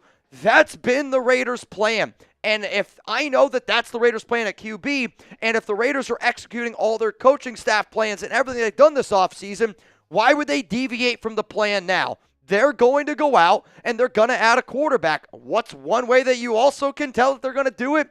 Actions speak louder than words. And all of the actions that they have made from a coaching staff standpoint indicate this is going to be a team that either signs a quarterback or trades a quarterback. They go out, they hire Pete Carroll, who has a phenomenal track record with veteran and young quarterbacks, both of them. He's been able to get Geno Smith to work. He's also been able to find a third-round pick in Russell Wilson, which is kind of the thing that I think that the Raiders might try to do in the offseason and during the draft. Spytek has done wonders with veteran quarterbacks. Helped Tom Brady win a Super Bowl. Also helped Baker Mayfield throw for 41 touchdowns last season. Chip Kelly, they made him the highest paid OC in the NFL. Ohio State was paying him $2 million a year, a place that he just won the Natty at. They gave him 3 times the amount of money. It wasn't to work with Aiden O'Connell. It was to work with a quarterback that they're going to go out and they're going to invest a lot in this offseason. And it's also to invest in the quarterback that's going to learn underneath that bridge QB. For those of you that do not know and haven't seen, this is the Raiders' complete coaching staff list. I put this on my YouTube channel. I put it on my social media, at Mitchell Renz 365. But when you look at this coaching staff, okay, from head coach, offense, defense, special teams, a lot of new names on this list. My question to you is here. A, B, C, D, or F. How would you grade this Raiders coaching staff? A, it's amazing. B, it's great. C, it's good. D, it's bad. F, it's a big old fat fail. My answer is going to be right after this YouTube ad break, so I do want you to scroll on down, get your answers in, because I'm not going to lie, I'm fired up about this Raiders coaching staff, which is why I'm going to give it an A. This is my favorite Raiders coaching staff since I've covered the team, and I'm not going to, it's not even close, dude. I said last year Antonio Pierce-Telesco was a C grade. McDaniels and Ziegler, I gave that one a big old fat F. John Gruden and Mike Mayock, I had that as a C as well, if I can truly honestly remember the grade that I gave them.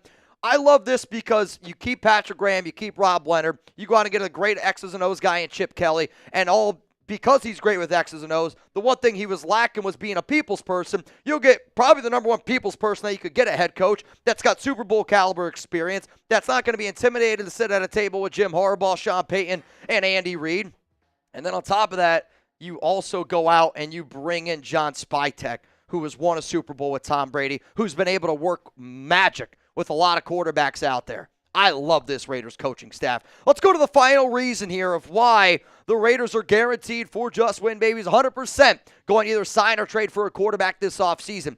They don't want to trade up. I'm telling all of y'all right now, the Raiders do not want to trade up for a QB. I legitimately think the only quarterback that they would even entertain the idea for in round 1 is Cam Ward. I don't think they're going to trade up for Shador. When I also say trade up, they might trade up, like if they want to get in the back end of round 1, maybe for a Jackson Dart or something like that.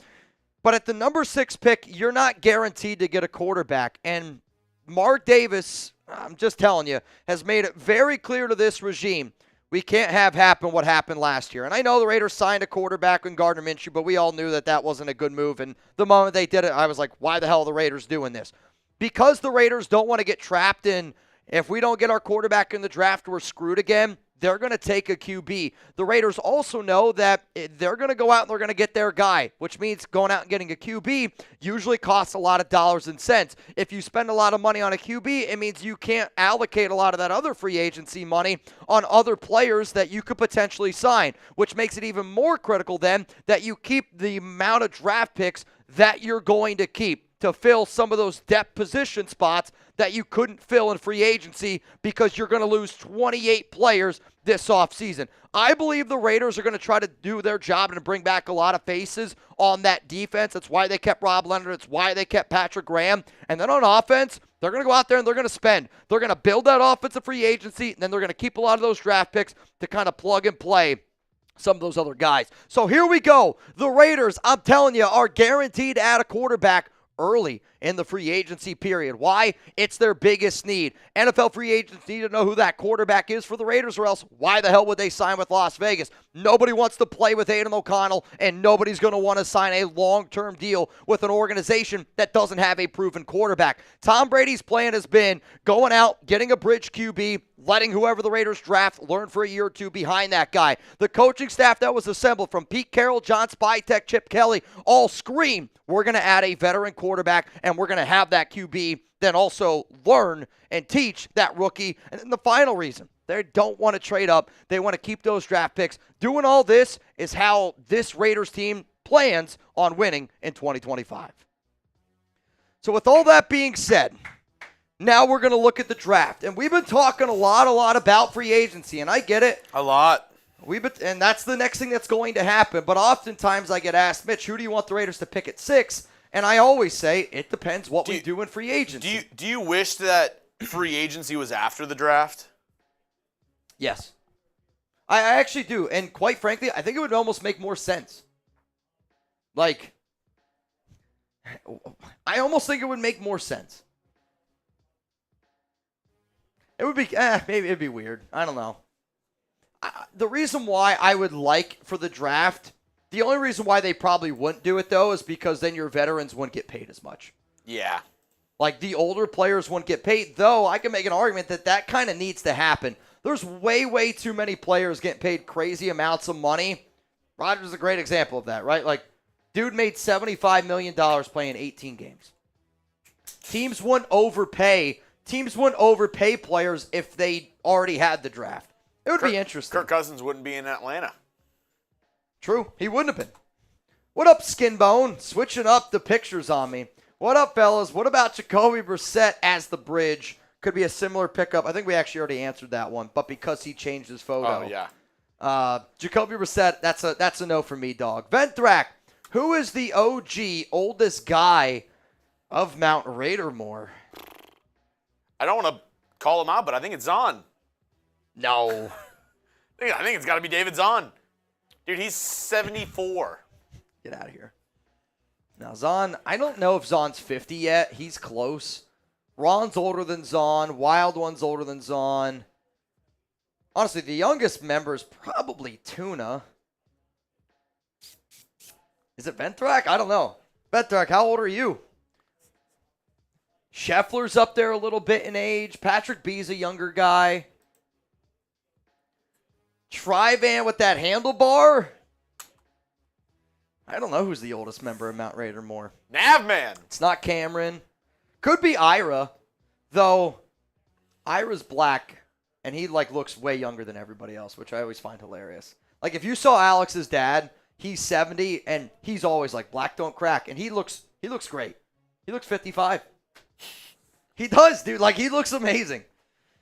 I don't know. It's a good question. Ventrack, how old are you? That might help. Navman, hell, I know what the hell GG is. You calling me old, Chuggs. GFY. ASAP. Hell no to A-Rod. Preaching culture and bringing him in is an oxymoron. Mostly just the M. Just the moron. Just the moron part. I agree with you, Navman, where I don't know how as an organization you sit up there in your press conference and say, we are all about team. We're all about finding guys that love football and everything that Carroll said, and then you go out and you add Aaron Rodgers. That, to me, doesn't make a lot of sense. However, though, again, I've thought about this so many times, and when you do this, and you guys are probably the exact same way. If the Raiders were to go out and get Rodgers, I would sit here and go, how can I get fun? How can I like this idea? Who else do you think is probably the most hated quarterback in the NFL, not named Deshaun Watson? I think it's probably Russell Wilson. And Wilson was also known for being a dude that wasn't really liked, but he won a Super Bowl with Pete Carroll. I agree with you. I don't want anything to do with Rodgers, but again, Aaron Rodgers at $1.2 million. That would prove to me that Rodgers is willing to put the team above himself. But I don't see any way in hell Rodgers takes 1.2. Let's go to Chuggs' burner. If the Titans draft a quarterback, can we trade for Will Levis? You can. Do you want Will Levis? I mean, to me, the team that's the number one destination for Will Levis this offseason is the Jacksonville Jaguars. I think the Jags move on from Mac Jones. Maybe the Patriots take him back to go get Josh McDaniels. And then I think that Will Levis is the backup quarterback to Trevor Lawrence, rejoining Liam Cohen in Jacksonville. Cohen was the offensive coordinator for Kentucky when Levis was actually good. I don't really think Will Levis is very good. I've never thought Will Levis is good. I know a few other Raiders content creators have said Will Levis is his name, but I'm not going to die on that hill. What up, Noti Gang? What up, Jonathan? Who are we franchise tagging? This is going to be a video that I probably end up doing at some point. The real answer to this is I don't think the Raiders franchise tag anyone. Because if you franchise tag a player, now let me see if I can pull up the values. Projections. So essentially, when you franchise tag a player, it means that you're going to give that player it's either the top 5 or top 10 averages. So here we go. If the Raiders wanted to franchise tag a quarterback, it's $41 million. That ain't happening. If they wanted to franchise tag a linebacker, Robert Spillane, $27 million. Wide receiver, Jacoby Myers, $25 million. Any player on the offensive line, Colton Miller, $25. Defensive end, Malcolm Kuntz, that would have been $24. Defensive tackles, Adam Butler, that would be $23. Cornerback, Nate Hobbs, $20. Safety, Trevon Merrick, $19. Tight end, $14. Running back, $13 million.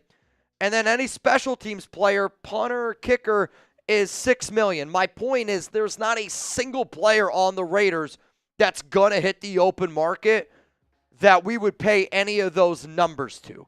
So knowing that, the Raiders aren't going to franchise tag any of their players. I've thought about making the video, but the whole video would be saying the Raiders aren't going to franchise tag anybody. Let's go to Sacktown Raider Mike. What up, dude? If that's the Raider, if the Raiders get Aaron Rodgers, it's going to undo all the good we've done this offseason, in my opinion. I won't go that far. And the only reason why I won't go that far is because you have to upgrade in the offseason. Is Aaron Rodgers a better quarterback than Aiden O'Connell right now? Let's not even look at money. We just got to look at, would you rather have Aiden O'Connell as your quarterback or Aaron Rodgers? I would say Aaron Rodgers is still a better quarterback than Aiden O'Connell, and I don't think that that is a hot take at all. So because of that, I would say, all right, we are at least moving in the right direction. We've upgraded at the most important position that there is on a football field, QB. I would say, though, there's just so many other better avenues that the Raiders could take. Thugador, let's just say we get a grizzled vet and we get a young quarterback in the draft to have him sit, but we start to win games and make the playoffs. What do we do then? You just keep rocking with that QB. Like, are you saying, or you mean like the following year? To me, what the Raiders are probably going to do is, I think the Raiders are hoping what happens to them is what happened to the Minnesota Vikings last season, where they brought in somebody like Sam Darnold. They didn't have to overpay him, but they brought him in. They believed in their coaching staff, and then they got the most out of that kid, but they still drafted somebody that they saw as their future. And I think that that's what the Raiders would try to do. It depends who they draft. It depends how ready that quarterback is, for the limelight and whatnot, but at the exact same time, I mean, if they drafted Jalen Milroe, I would say you got to let Milroe sit for 2 years. Jackson Dart, sit for 2 years. I don't know what that was. Maybe Shador, they thought, I don't know, we could put him in right away. Got an interesting little bit of news here. The Saints have re-signed running back Clyde Edwards-Helaire to a 1-year deal. So earlier people were like, Mitch, how soon can the Raiders start re-signing players? You can start re-signing players right away. Now, man, McVay is one of the most intelligent in the NFL. If he lets Stafford go, that will change my mind about that. But good for us for him being a dipshit. I'll tell you this, Sean McVay, even if you let go of Matthew Stafford, it wouldn't change my opinion of him, because if I'm Sean McVay, I think that I can win with almost any quarterback. And that's how some of these guys, and Stafford does still, to me, have 1 or 2 years left. He's got 2025, 2026 literally left on his contract, $0 million guaranteed in 2026. To me, though, and the only reason why I could also see Sean McVay doing this is 2 years ago, and again, for those that don't know, Chat Sports, we work with Amazon, and they are one of our top people that we work with, and this might surprise you, it might not. Amazon knows a lot of people, right? And Amazon offered Sean McVay a 5-year, $100 million contract, $20 million per year. It's more than he makes in coaching. If I'm the Rams and I know Sean McVay is planning on leaving, I would try to move all of my assets now, get as much in return as humanly possible, have McVay work with those assets for 1 year, and then hand the keys to a car, whoever, in 2026. I think Sean McVay leaving for the Rams doesn't happen, or leaving for Amazon doesn't happen this year. I would say it's something to watch out for, though, in 2026. TJ Parkinson, how do I get to the mountain? Mount Raider more? Show up every day. You definitely got to win. I'm not gonna sit up here and lie to y'all. You got to win a few months of our bang competitions. You got to be someone here that's always a part of the Noti gang. I want to see people commenting on my videos. Like, there's a lot of people that watch the show that comment on every single video that I do.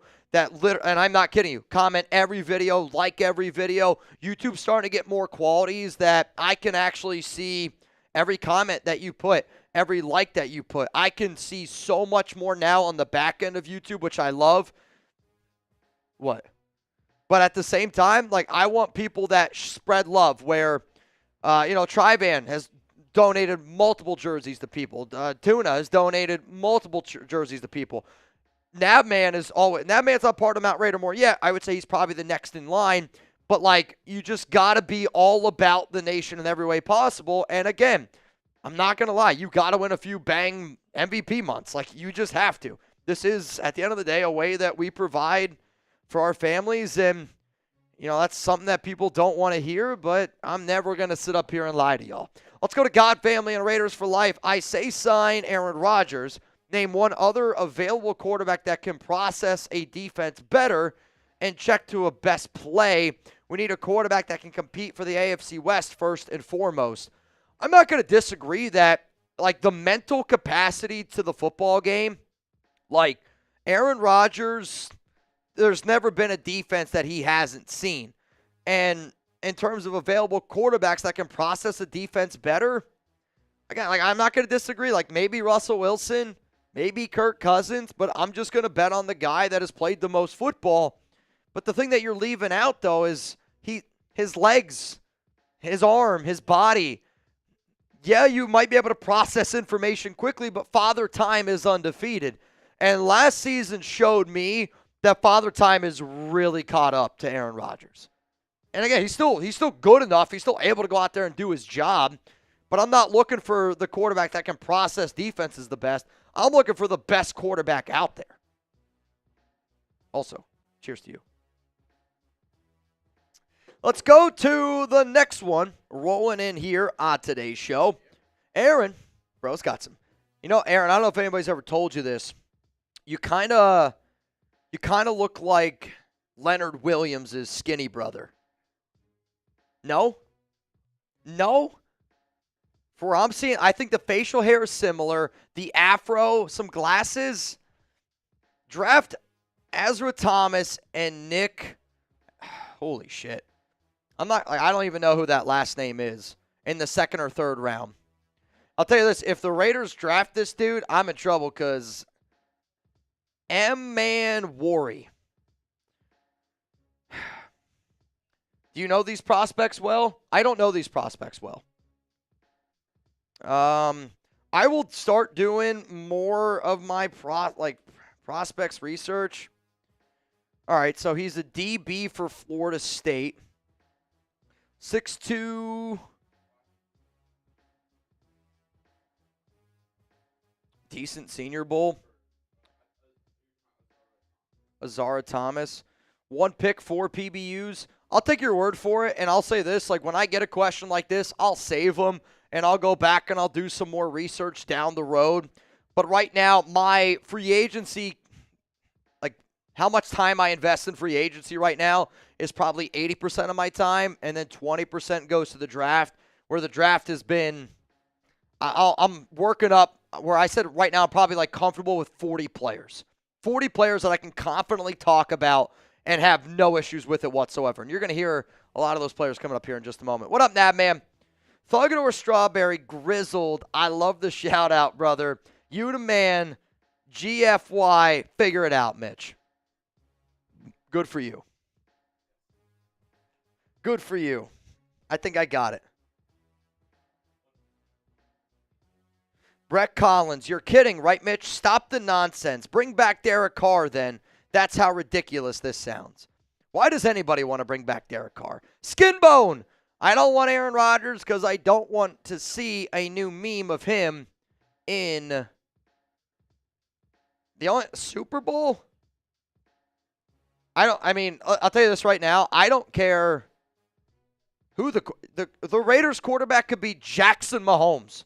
If he took us to a Super Bowl, I'm going to celebrate that.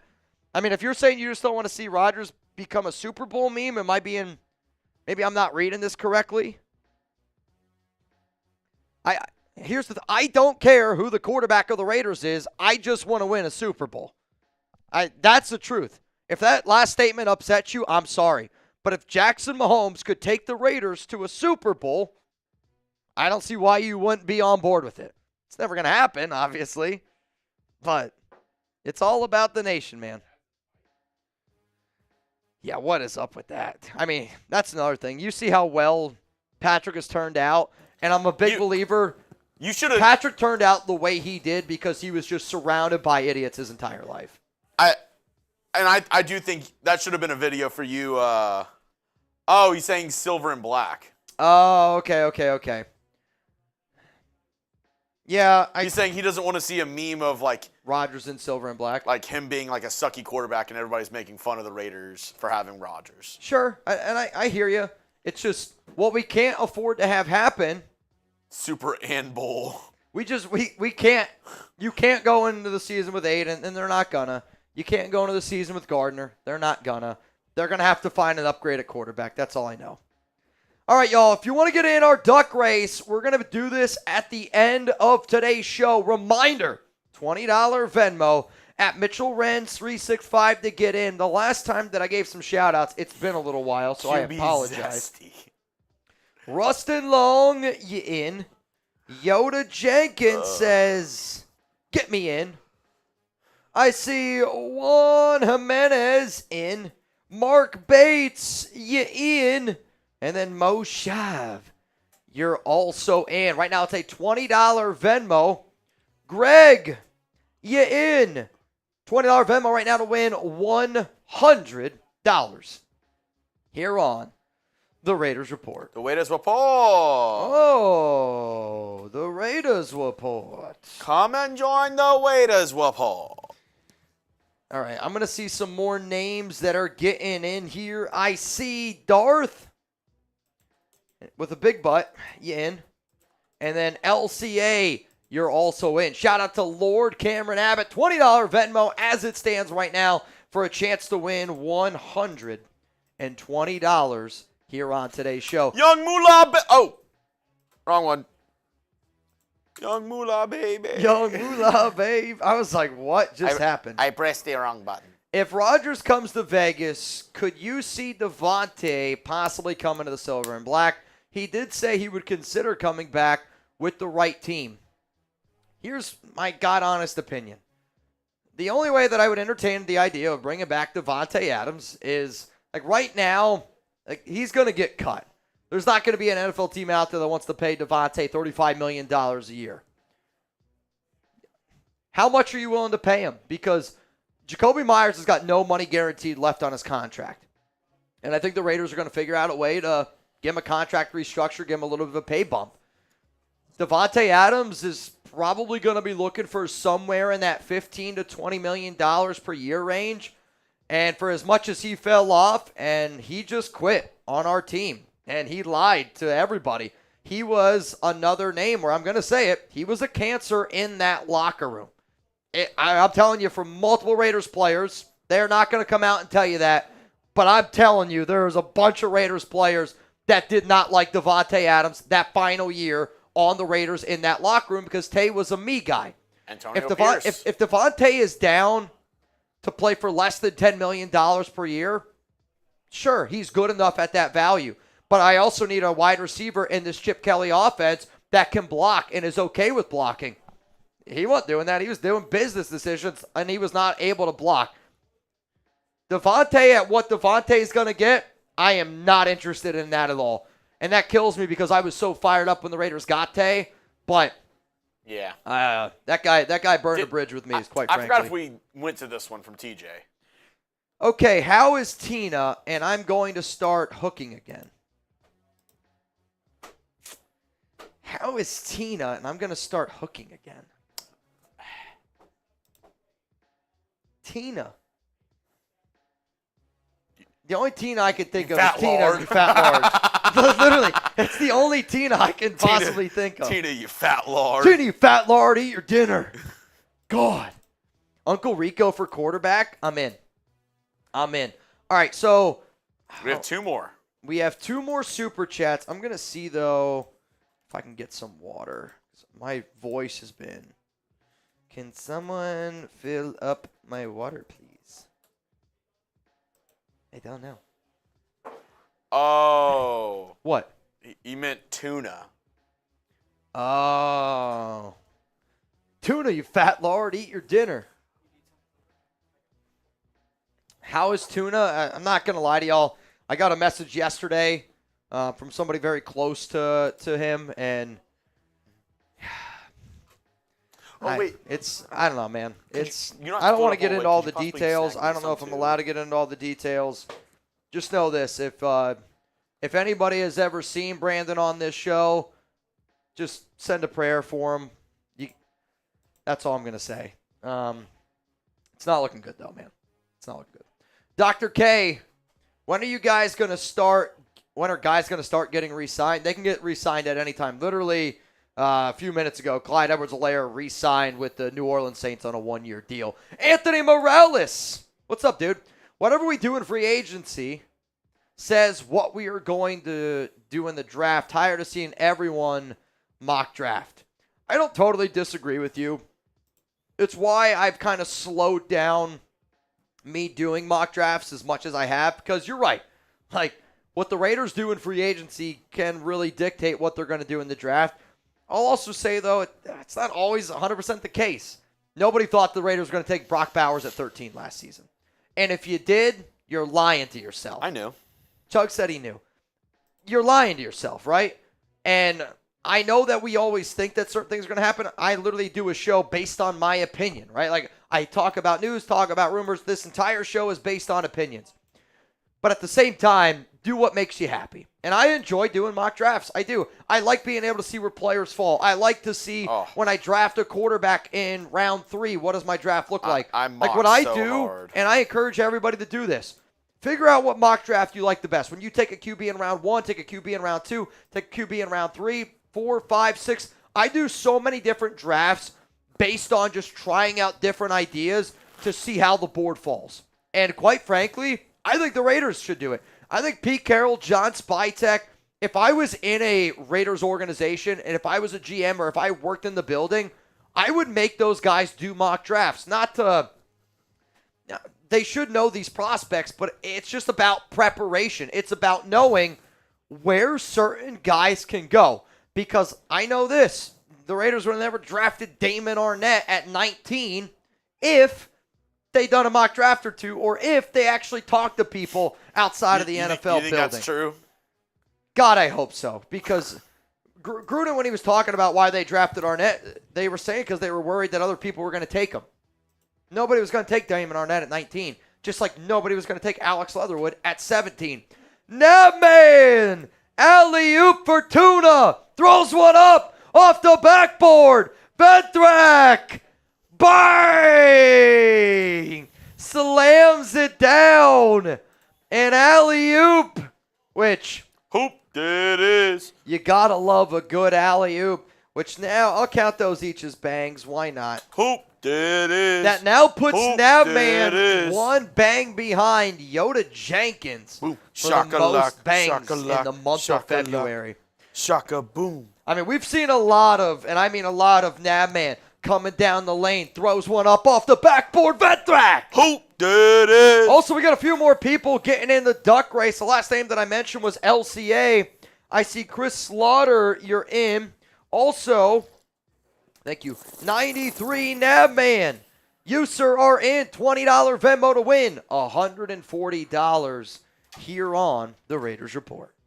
Coming up on the Raiders Report, looking at the big board for Big Boy Mitchell Renz. So we're going to roll through some draft prospects on this video, and I'm not going to go too in-depth on each prospect. This is more of just my big board, my rankings for the Raiders at number 6 overall. So that's just kind of how this one's going to go. We're doing a lot of free agency talk. I also wanted to talk a little bit about the NFL draft today, so just keep that in mind.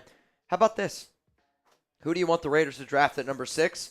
Let me know down below, because that's going to be the very first question that I ask on this next show. Okay? That's going to be the next question that I ask on the show. After this next segment, then we will get into the duck race, which I just saw Ron Raz. You're in 20 to win 150 now as it stands. So, you ready? Panda subs. Cool, cool, cool. All right, y'all.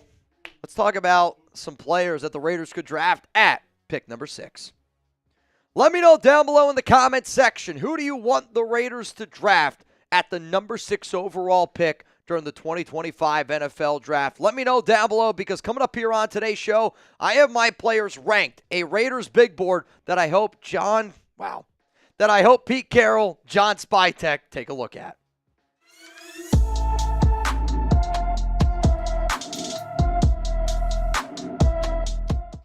Coming up today here on the Raiders Report, I got my top 25 players for the Las Vegas Raiders that they could pick at number 6 in the 2025 NFL Draft before free agency. Let's face the facts. What the Raiders do in free agency is going to drastically change the Raiders' plans for what they do in the draft. So I wanted to be able to do this video now before the Raiders start re-signing players before free agency, and I'm also going to do it again, obviously, after free agency. I got to give a huge shout-out, though, to our sponsor here, Panda Sups. If anybody's looking to get into better shape, maybe you're trying to become the best prospect that you possibly can, use code FKC for 25% off at pandasups.com. Spytek.com. So the way that this show is going to go is this. I'm going to work my way from 25 all the way down to 1. The number 1 prospect is the player that I want the Raiders to be able to get the most at number 6. NFL free agency starts March 12th. The legal tampering period is 48 hours before that. For those that do not know, the NFL draft, April 24th to the 26th. Day 1 on April 24th is 8 p.m. Eastern Time. We're going to be live for every single pick during the draft. We will also get the picks before you see them on TV. With 10 total picks and a lot of money to spend in salary cap, I can't wait for this offseason. It is important to note that these rankings are based on the Raiders and the Raiders only and their current free agency needs. These rankings are not my top 25 players in the NFL draft. I do this show for the silver and black, and these rankings are simply based on players that I think would fit with Chip Kelly, Patrick Graham, this overall Raiders team, and that's how they are ranked from 25 all the way down to 1. Let's go to the 25th best player that the Raiders need to go out and get. Jihad Campbell, and I love linebackers, and I know the Raiders got Campbell very high on their list. Quite frankly, if he's there at 37, it's going to be somebody that the silver and black look at, though I believe Campbell gets drafted in round 1. 119 tackles last season for the Alabama Crimson Tide. Divine Diablo, Robert Spillane are 2 players who are going to hit the open market. Campbell is a great Divine replacement. Let's go to number 24 here, James Pierce Jr., an edge from Tennessee. The Raiders need to be able to get north and south, and you got to be able to pressure somebody like Patrick Mahomes. With 7.5 sacks last season with the Volunteers, he's somebody that is a little bit undersized, but he's got some good length to him. Let's go to number 23, Malachi Starks. This is a player that most people have in their top 15. The reason why he's 23 for me is because the Raiders have other bigger needs besides going out and getting a safety. If they drafted a safety at 6, I would be really disappointed. And he is a good player, and I know that Trevon Merrick, Marcus Epps, Isaiah Paul-Amal are all free agents. But taking a safety at 6, I have him at number 23 for a reason. Let's go to number 22, and kind of the same thing here. Colston Loveland, tight end for Michigan. He is clearly a top 25 prospect in the draft, right? But I don't want the Raiders to take him at number 6. He would be fun to kind of pair next to Brock Bowers, though we also have somebody like Michael Mayer. Loveland is good enough to be in my top 25. He's probably like closer to 10 overall prospect, but I got him at 22 because we don't need another tight end. Let's go to 21 here. Kelvin Banks, offensive tackle for Texas. The Raiders already have Colton Miller, though I'm kind of interested in the idea if maybe Miller would be interested to go over to the right tackle spot. You slot in a left tackle like Banks, 6'4", 320 pounds. I know a lot of people have covered him very closely in this office. We got a lot of Texas people here considering the fact that we work down here in Dallas. I've heard a lot of good things about him.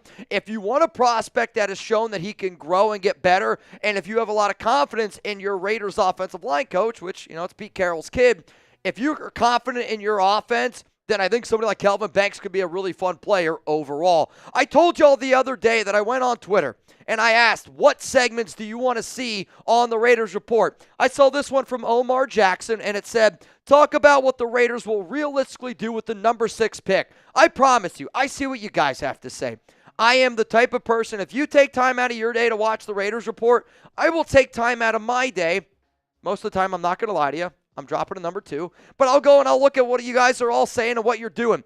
I mean this. If you want to interact with me more on social media, and I hope that y'all do, it's an easier way for me to get to know you guys. Follow me on Instagram. Follow me on Twitter. I'm at Mitchell Renz 365, literally everywhere.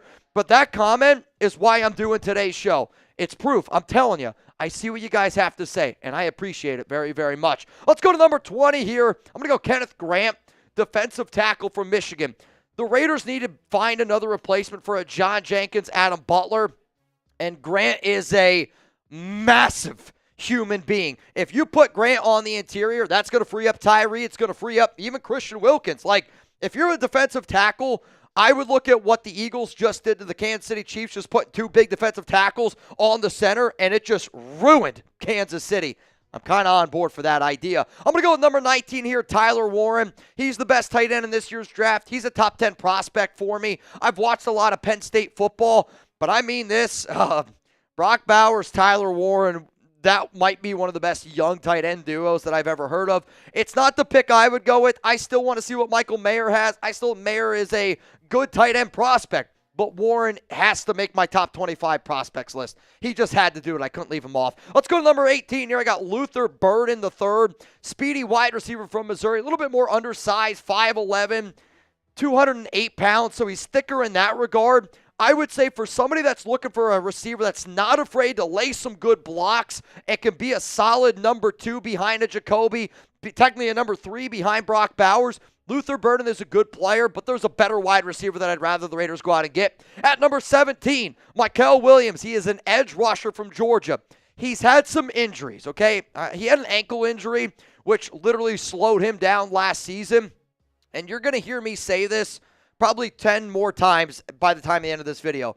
I believe so much in Rob Leonard and Patrick Graham that you're going to see a lot more edge rushers in my top 15, in my top 25, maybe than some other people out there, because I just have so much faith in Rob Leonard and Patrick Graham to get the most out of those edge rushers like they've done their entire career with the Raiders. Levon Chase and Malcolm Kuntz are great examples of that. Coming in here at number 16, Mike Green. He's an edge rusher from Marshall.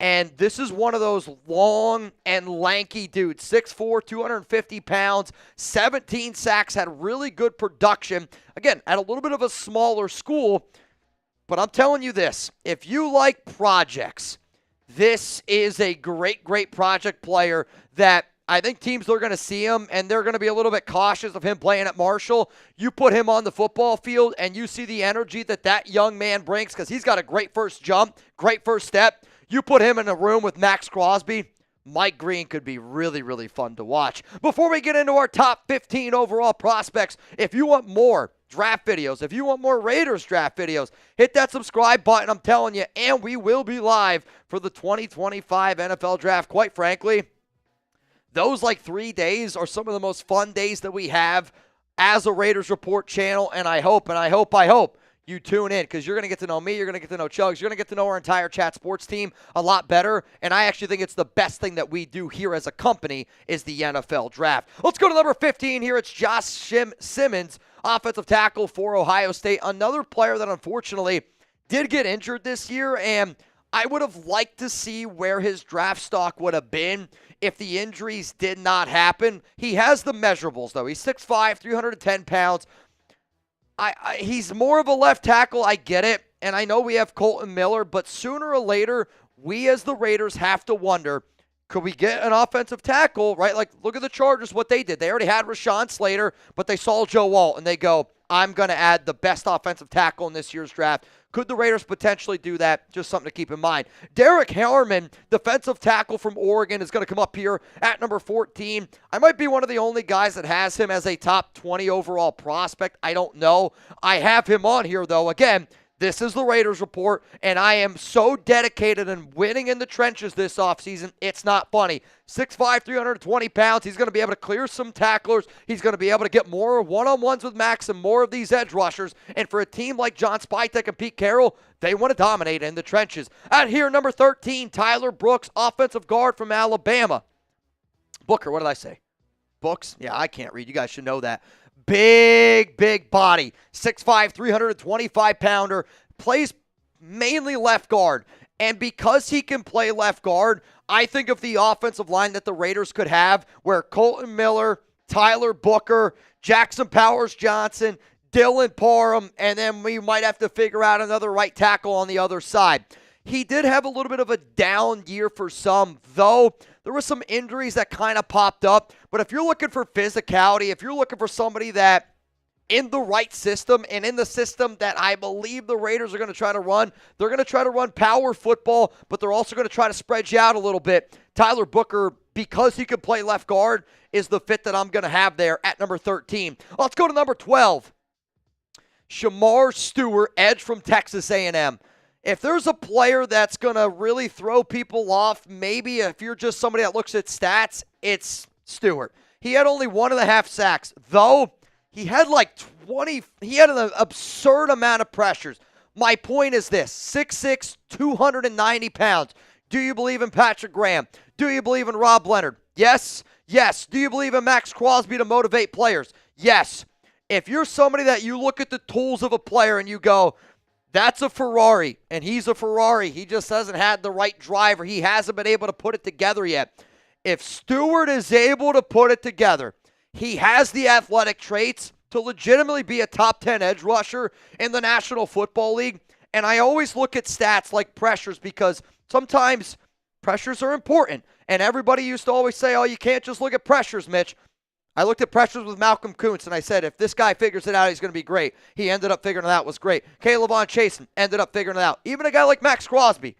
These are players that, if you believe in your coaching staff, that's somebody you got to look at. Let's go with McMillan here, wide receiver from Arizona. I'm just going to call him T-Mac because every video that I watched over the past week, everybody's calling him T-Mac, so I'm going to call him T-Mac. 6'5", 210 pounds. He's the best wide receiver in this year's draft. And no, it was no disrespect to Burden up there. If the Raiders are going to take a wide receiver at 6, there's one option and one option only. It's flipping T-Mac. 84 grabs, 1,300 yards.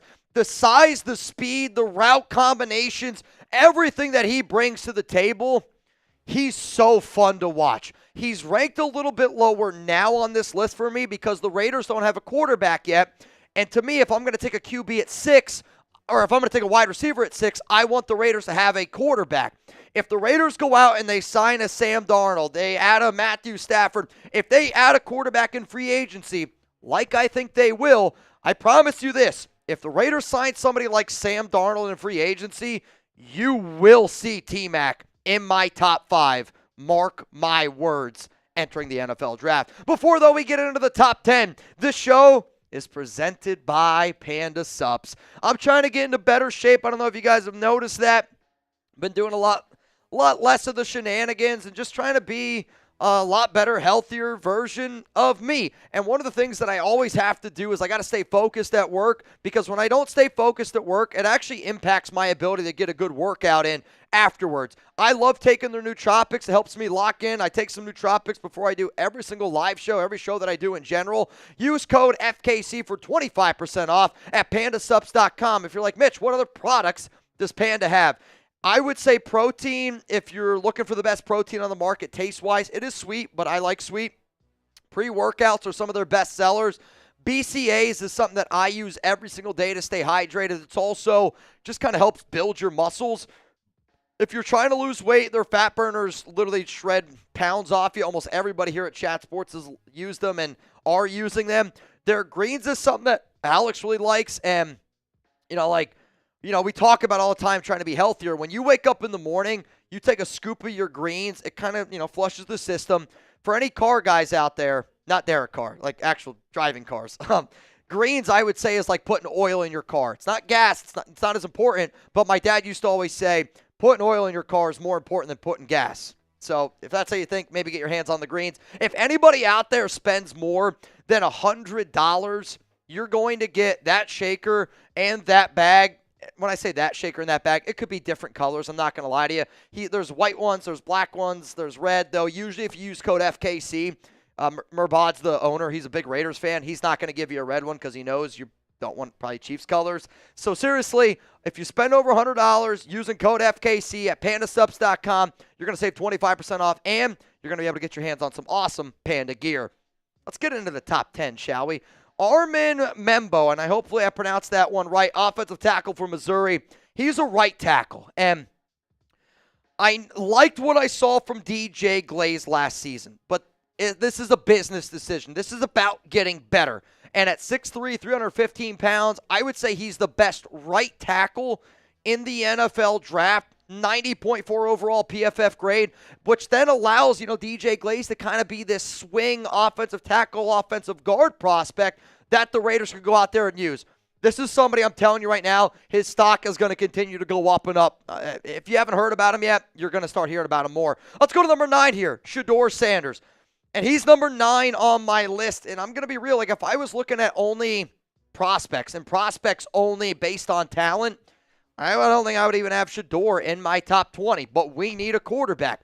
If the Raiders go out and they get a Sam Darnold, whoever, I'm going to drop Shador Sanders down my list because I'm not going to say it's as big of a need.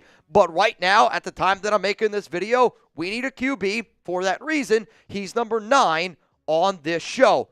So let's go to number 8 now. It's Ashton Genty. and that might be a little bit of a surprise. What I'm saying right now is, yes, I have Genty ranked higher than Shador Sanders based on what this team is right now, though I'm not going to lie to you. I think if it was pick 6 and the Raiders could pick between Genty or Shador, I'd probably want them to go Shador. That's right now. A draft day, it might change a little bit. He's the best running back in this year's class. At the same time, I say all that, this running back class is so flipping deep, like an Amari Hampton. I get him maybe in round 2. Trevian Henderson in round 3. Scatabo maybe a little bit there, round 3, round 4. Genty is a great, great back. But I have him at number 8. And right now is where I'm going to make a clear cutoff and say any player from here on up, if the Raiders took them at number 6, right now at the time I'm making this video, I would sit up there and I'd give him a big old round of applause. Let's go to number 7. It's Will Campbell, offensive tackle for LSU. I believe he's the top tackle in this year's class, 6'6", 323 pounds. If I'm the Raiders, I would maybe even take a page out of the Chargers book of, I'm going to just add the best tackle. And I'm going to say, Will, you play left tackle. Colton, I know you got $0 million guaranteed on your contract left. How about this? I'm going to give you a little bit of a bump in pay. I'm going to give you some more guaranteed. All I need you to do, though, Colton Miller, is I need you to go over to the right side. I wonder if Miller would entertain that idea if you gave him some extra money with 2 years left on his deal. Campbell's the best offensive tackle, and if you want to win in the NFL, and if you want to try to get a new quarterback, you need to be able to prove that you can protect his blind side for the long haul. Let's go to number 6 here. It's Will Johnson at cornerback, and I know that Pete Carroll loves corners. And that's also why I actually have Will Johnson ranked above Will Campbell, because of the productivity Carroll has always been able to get out of his corners. And if you put Will Johnson, 6'2", 200 pound, next to Ja'Cory and Bennett in that secondary, and then you'll also be able to get after the quarterback like I'm hoping the Raiders are going to invest in, whether it's the draft, whether it's free agency.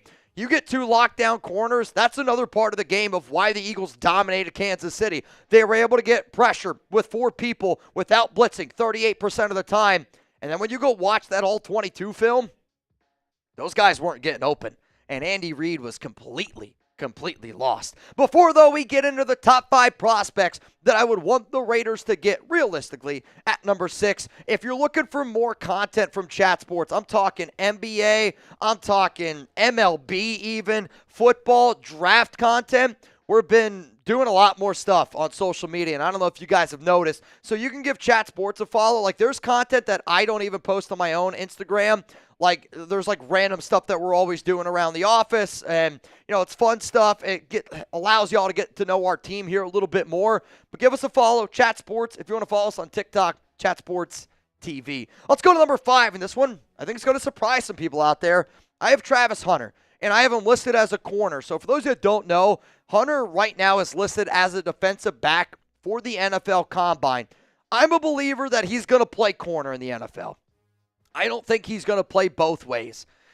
And I say that simply because no team is going to pay him to play both sides of the football. An agent's going to want him to be at one position and one position only. And I think they're going to want him to be at his best position. He's a better corner than he is a receiver. But the only reason why I have Hunter at 5, and a lot of people would say he's the best prospect in the draft. The only reason why I have Hunter at 5 is because corner is important. But I'm about winning in the trenches, and these next players are going to help me win in the trenches, and they're going to help chuck the football. Let's go to number 4 here on the list. It's Jalen Walker, edge rusher from Georgia.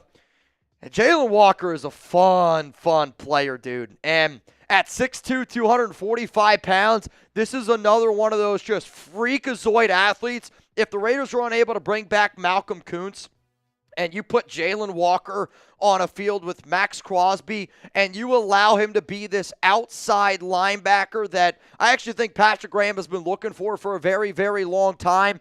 The name that I always bring up during free agency is Azeez Ojulari. Azeez Ojulari on, I shouldn't say on steroids, but like the upgraded version would be Jalen Walker, and he's somebody that's going to get better and better and better. He's literally a dog. Fun dude. You can use him in a bunch of different ways. Versatility. He could have been the best defensive player on.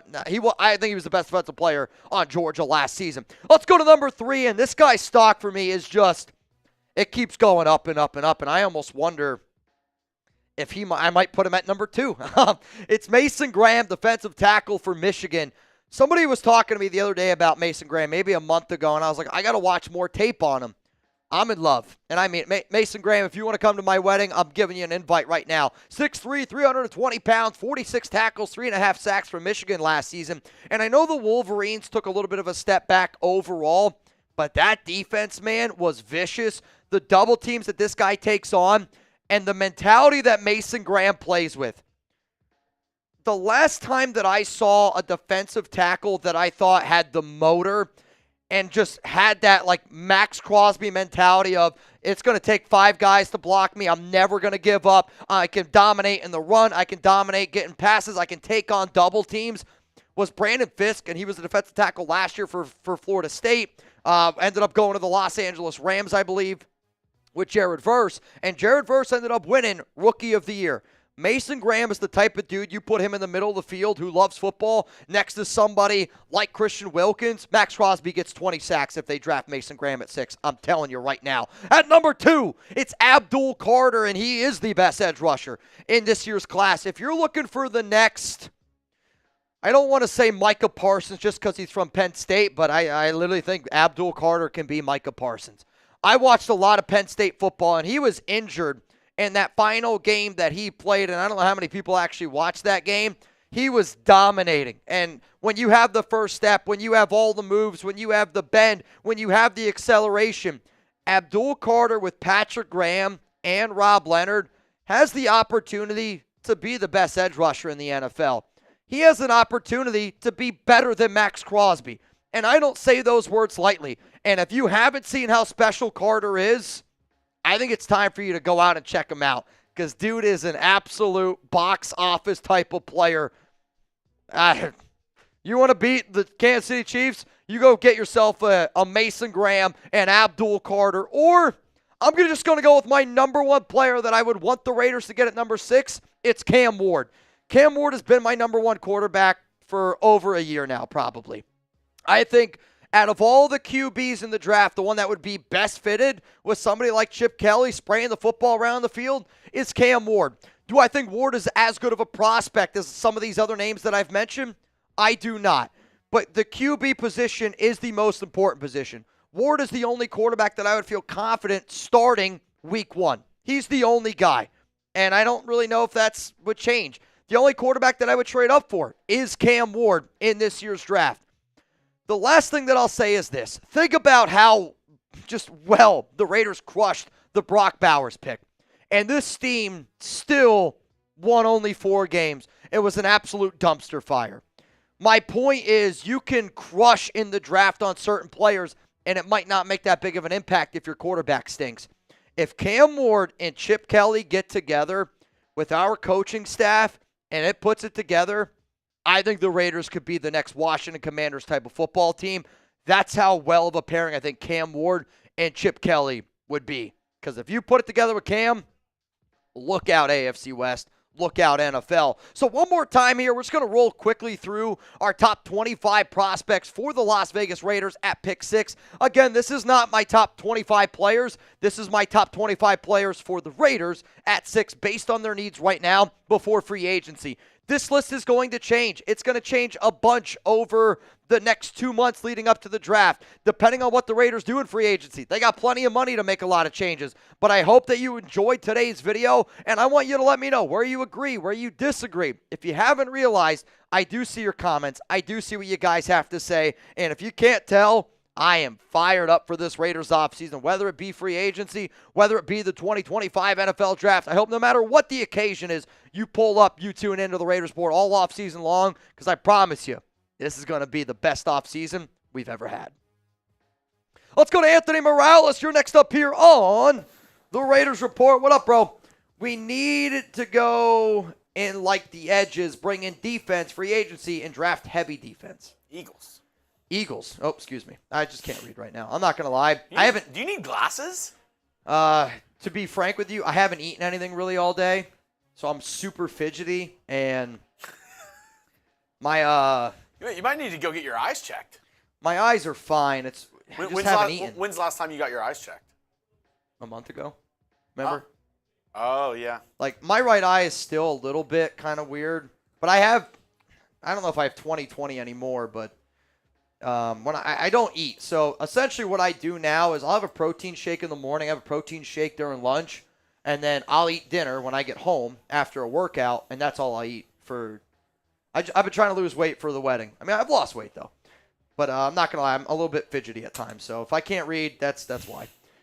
Dr. K, draft a cornerback, if not a QB. Let's get excited. I would say quarterback, edge, defensive tackle, and then I would look at corner. And, you know, that last Super Chat was about doing what the Eagles did. I know the Eagles laid a blueprint, but the Raiders also laid a blueprint. The Buccaneers laid a blueprint. I think, and this was actually something that I said probably about 3 weeks ago, where I said the NFL is a copycat league. And there's so many of these NFL teams going out there, and they're trying to find a quarterback that can throw the ball with Patrick Mahomes. You should never want to get into a dueling match with Mahomes. The one way that you can beat him is by getting pressure on him. And I think what you're seeing some of these NFL teams do, they're going, if we can just win in the trenches and we can just get a lot of pressure on Mahomes, we can make him look human. And if you can make Mahomes look human, that gives you a way better chance than trying to build a juggernaut of an offense and try to go out there and sling it with those guys, because you're not going to win many times when you're trying to sling the football going up against Mahomes. Let's go to TJ. How is Tuna? I was driving. How's our bro? I'm not going to lie to you, man. He's not doing too great. If anybody can, and I mean it, if you get a minute today, if you get a minute extra time at any point today, when you sit down and you say a prayer, like Alex and I, we always, we say a prayer before we eat dinner, just give one up to Tuna. That's all I ask. To anybody watching the show, and again, I don't want to get into all the details, but I had some of his family members reach out to me, and I'm not an idiot. Family members are reaching out to me. Yeah, it's usually not always the best sign. But Tuna, if you're watching this show, man, you know that I love you, and your name will live on forever, I promise. Rebel, Cam at 6, Chuggs will do a sweet chin music. Happy birthday, Kay. I don't know. HBK. Sweet chin music? Funny story, though. There's another guy who covers the Texans, and I'm convinced that he's the Texans version of Rebel.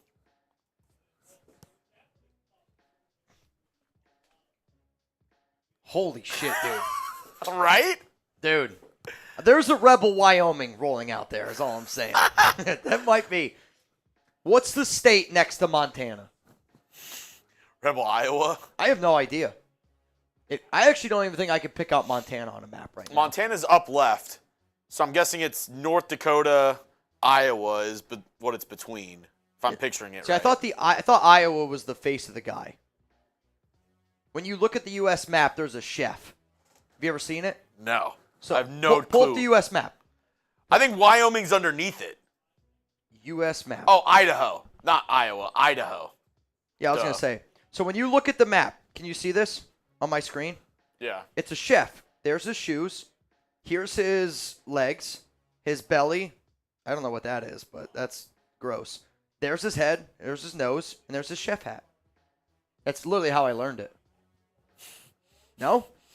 As soon as you said Iowa, I was like, bro, that doesn't make any sense. No, yeah, it's Idaho. Yeah, I know you are. Let's go to Rebel again, maybe. I don't know. Cam at 6.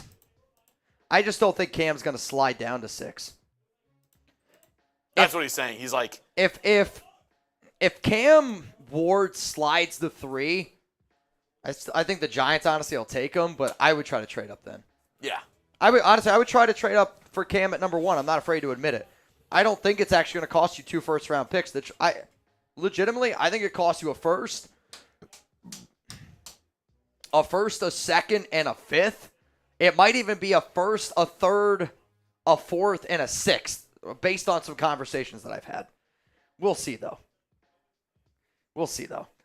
Raider J, Super Chat coming in. And then I believe that's the last one. And then we can get into the duck race. It is a $20 Venmo. As it stands right now, ooh, the pot has gotten much thicker. Oh, it's thickened. Richard Kelly, you're in. Travis Benson in. Sancho. You in. Oh, wait, I spelled that just completely wrong. Sancho, you in. I see Brandon Abbott. That's a new one. Gilbert Moreno, you're in. And then Roger Canales, you're in. So right now as it stands, it's a $20 Venmo for a chance to win $210. That's a lie. $220 now because Timmy Jones, you in. Raider J, draft O-line first. Move Glaze inside. Second round running back. Third, Will Howard. I just don't love Will Howard, dude. Yeah. I'm not a big Will Howard fan. I think Kyle McCord is better than Will Howard. I really do. To me, if you want, people are like, you want proof that Chip Kelly's great? Will Howard won a national championship. Will Howard's a good college quarterback. And I get it. Ohio State has tons and tons of talent. But you look at the situations Chip Kelly was putting Howard in. Chip Kelly's really good. With DJ Glaze, though, where are you going to move him inside? Because you're going to move him, to right guard? That means you got to kick Dylan Parham back over to left, which he might be able to do. I thought Glaze honestly was built more to be an offensive guard. Yeah. And I think that he is more of a backup rotational player. He's much better at glazing people on the inside. Actually, I'm pretty sure DJ's birthday was literally like 2 days ago. I don't know. Go DJ. I'll have to talk to him. I talked to him a bunch last offseason, which, again, rookies, usually agents reach out to me and stuff. But Glaze, super nice kid. His family was super, super nice. I had the opportunity to talk to a few of his family members because he's just glazing people. Well, no, I shared a bunch of the videos of like his parents and how excited they were when the Raiders drafted him. But DJ Glaze is a really good kid, got a great head on his shoulders, man. All right, y'all, I see a few more people getting in this duck race, which we got Brian Folsom Brian, and then Jason Goots, you in. So it is a $20 Venmo for $250. Chuggs, I am going to send you the list right now. Did you check it twice? There's not a lot of naughty. A lot of naughty on that list. Nautical? Not a lot of nice. If not nautical, Nautical. Yep, I now know. I've learned words. There's a part of me where I almost want to start doing that as a mini segment on shows where it's like the word of the day, nautical. And I got to figure out a way to use nautical in my show. Chug, I don't think Chuggs likes it. I mean, I don't mind it. I just the likelihood of you using it correctly. Well, yeah, I'm not saying I have to use it correctly. I want it to be like the meow thing where in Super Troopers, where it's like Rebel goes, Mitch, because we made a deal. Like, imagine if every Tuesday show I said for every bang, every alley-oop, whoever the MVP is, you pick a word that I have to use on Thursday's show. And we get there and I need to use the word nautical 8 times. And I'm going to try to use the word nautical in that show 8 times. But if I need to at the very end, it's going to be tough. Nautical, then we get out of here. So some of the people might pick some words that. Sure. I mean, I'm not going to use some crazy word that I'm not allowed to say. You guys know what I'm saying. Nah, man, I don't even know if that's a word. What up, bro? Wait, can you add Michael Owens? Yep. Michael Owens. Yeah, Ian. I always wonder if this is my buddy. I know it's not, but not saying that you're not my friend, Michael. I grew up with a Michael Owens. Owens or Owens? Owens. His dad was quarterback at Syracuse, and his uncle was Billy Owens. Doesn't get it. No. What is it? Owens or Owens? Owens. Am I saying it wrong? Or are you saying like wins? Yes. All right, y'all. We're going to do a duck race. Oh, wait. Can you add Scott Kennedy? All right. That's the last one. No more. Scott Kennedy. That's it. Are you saying Pam or Pan? Juice Wayne says Owens or Owens. It's fish time from Seth. Tuna race. Telluride is not a word. I've just never heard of it now, man. It is a word. Telluride. Telluride. Telluride? It's the name of a car. It's the Kia Telluride. I can tell Not a you sponsor. Ride. I can tell you ride. Here we go. 3, 2, 1. Let's go. Rustin Long's having a bad day. Gilbert Moreno. What? Oh, yeah, that's Rustin Long, too. He's like, I can't believe what you just said. Though, Pena here is trying to get a little bit too close to me. So, who's that? What did you say that name was? Pena? Oh, I thought you said Pena. Beignet. No. Though a beignet sounds pretty good. Oh. Brian Folsom. I'm sorry. Folsom, you're Folsom brain. Greg. Bro, Greg, chill out, man. A lot of these fish look the exact same way. Oh, dude, if tuna won, that would be amazing. Jason Goots. Yeah, tough day, man.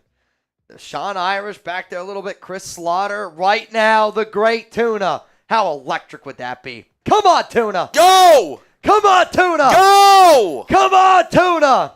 Though Timmy Jones, it's going to be really close. Oh. Tuna wants somebody else to win. And it looks like, whoa, Jimenez saved it. Hit a little bit of a jet stream. Grab shell, dude. Great scene. I mean, that's literally what just happened. Grab shell, dude. All right, I see. Bum, bum, bum, bum, bum, bum, bum. One. Though, however, I think I might have only had one in there for Abbott. I did.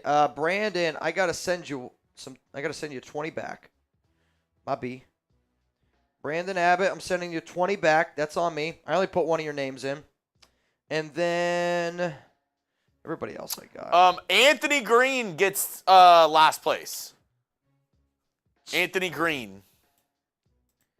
Where's Juan? Oh, just saw him. Reincarnated.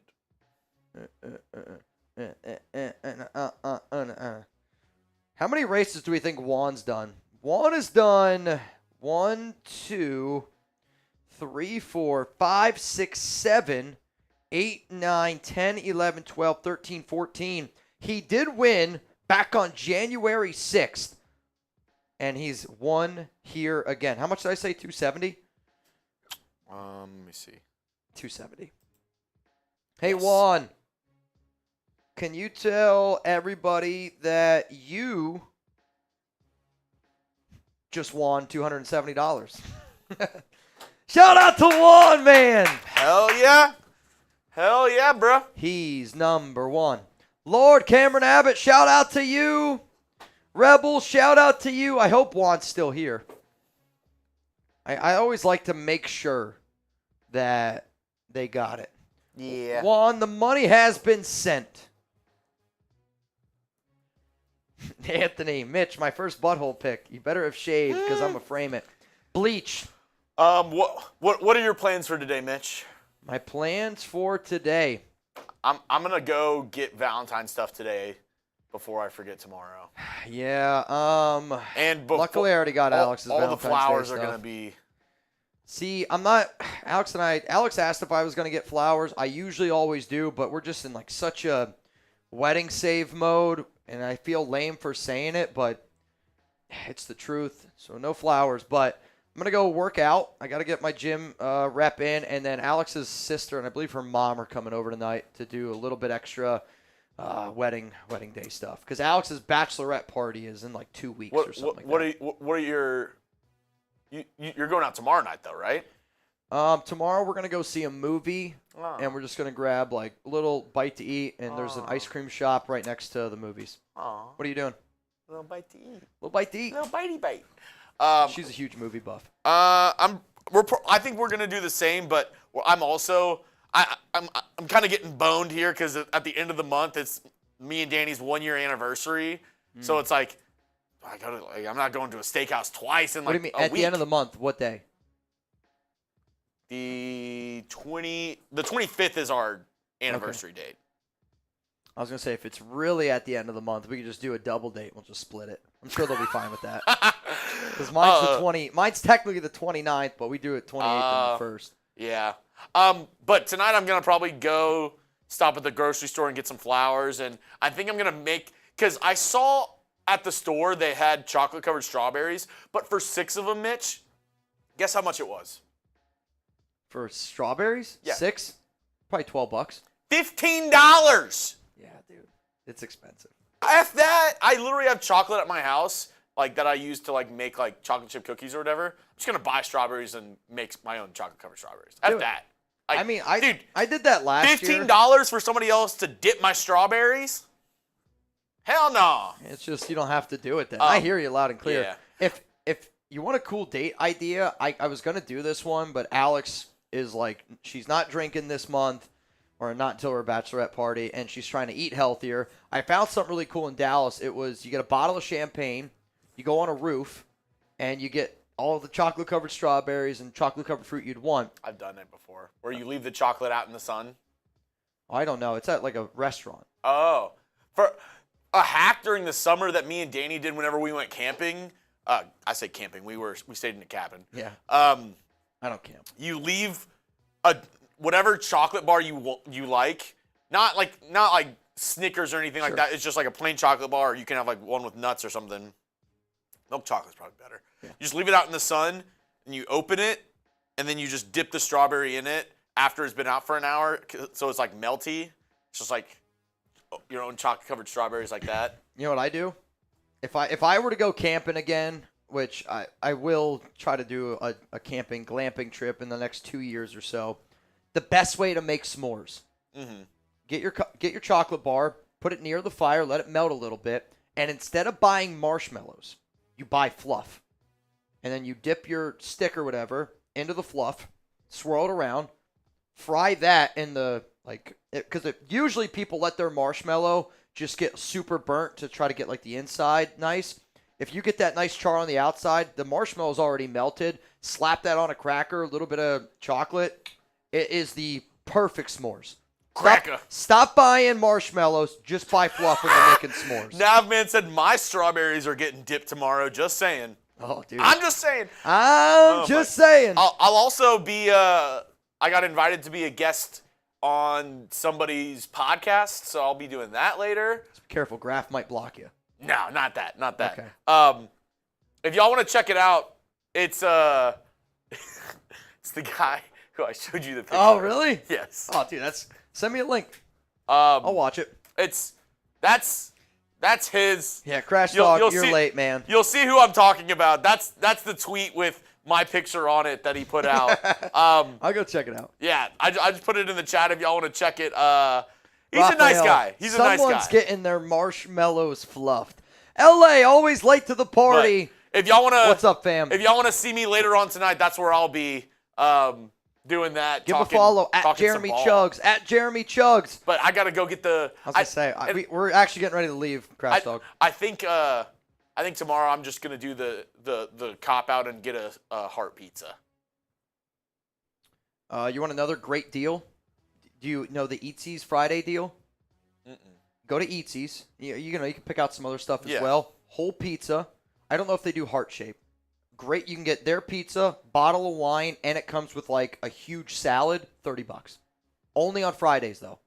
It's only on Fridays. That's not bad. It's one of the best deals. Like, Eatsies is a great spot in Dallas. Not bad at all. All right, y'all. Happy birthday to the Raiders Report. 7 years old. Cats Joey. All right, we got to answer this one. Yeah. Got to answer this one. Hey, if you want us to stay live, every question from here on out. Let's just keep them rolling. A-Rod is a yes. He's the most talented vet quarterback this offseason. Get a run game. McMillan, Jacoby, and Brock could be dangerous. I guess I don't, to be honest, I don't agree with this. And the only reason why I don't agree with it is because this might be an unpopular opinion, but I think Sam Darnold with Chip Kelly's offense is more talented and for what we're trying to do than somebody like Aaron Rodgers. Now, Rodgers might actually be cheaper than Darnold, I'm not going to lie to y'all. But the other problem with Rodgers is he's not a team guy. And I don't know if he's okay with having a younger quarterback learn underneath him because he's never been okay with it. And to me, I want the Raiders, and I think the Raiders are going to sign somebody this offseason, but we also got to think long term. Like, we still need an option to learn underneath Rodgers. And there's no long-term game plan with Rodgers. The only way that it would even make sense is if you thought Rodgers could win a Super Bowl with you. And I don't think Rodgers can win a Super Bowl. Though, we'll see the way that it ends up going. Appreciate you, though, Cast. Again, March 2nd, March 6th. I know you and I have been DMing, so we'll be in conversation. Cast again. If you get Darnold, then you don't draft a quarterback. You get A-Rod. You still draft one.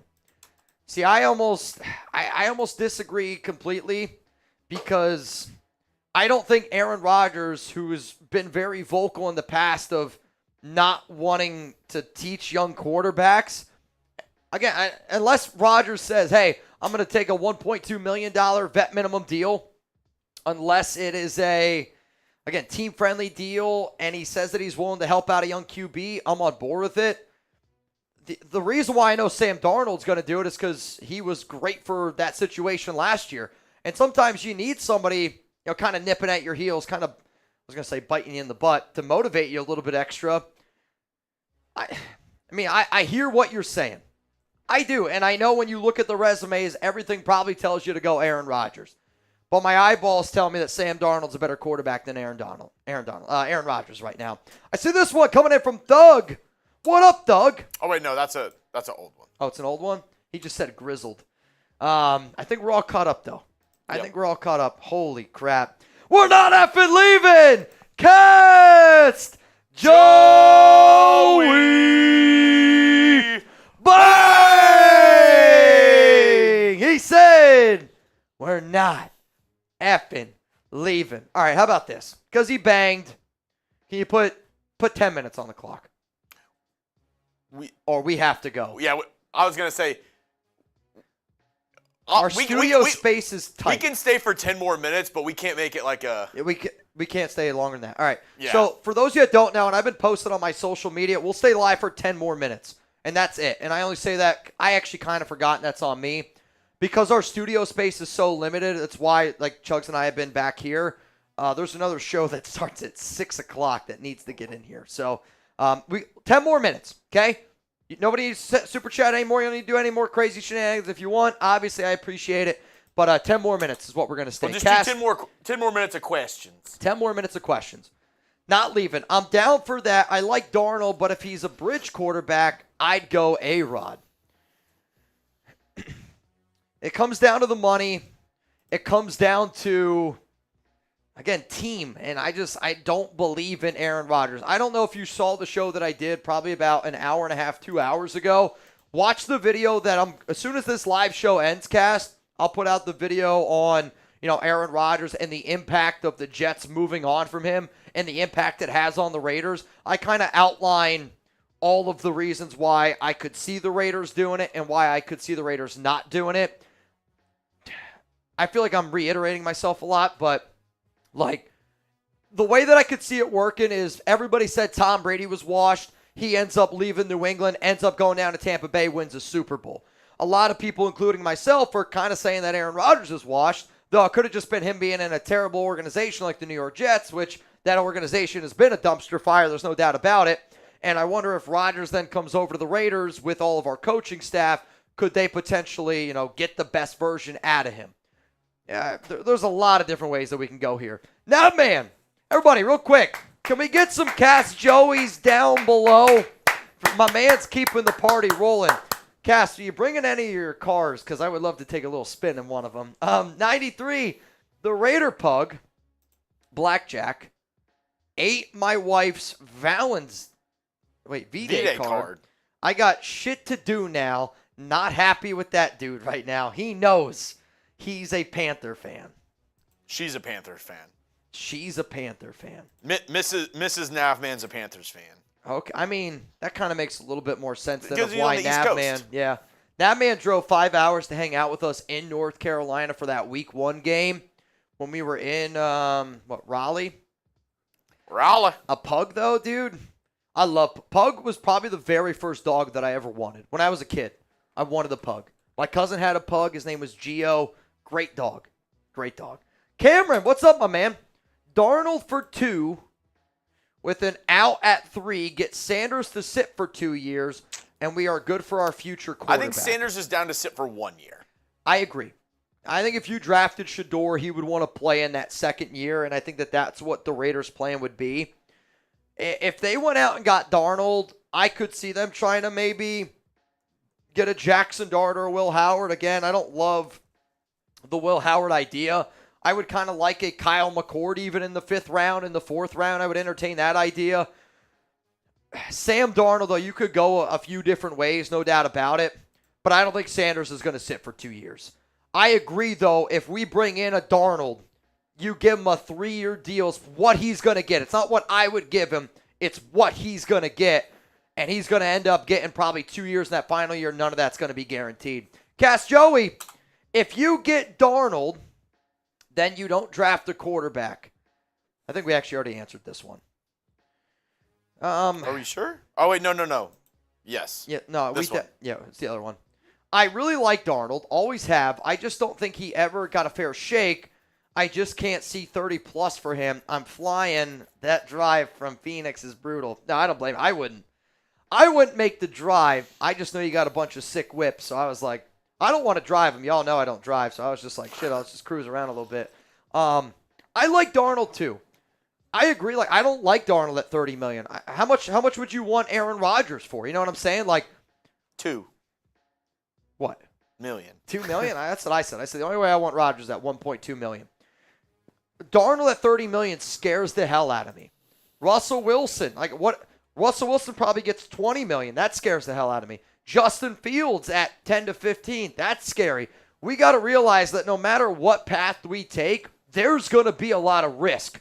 But because our coaching staff, front office has just from top to bottom, from our quarterback coach to OC to head coach to GM to the guy calling the shots at Tom Brady, the amount of experience all of those dudes have at being able to make quarterbacks and getting the most out of them is why no matter what quarterback the Raiders get, I'm going to have confidence in that decision because of all those guys.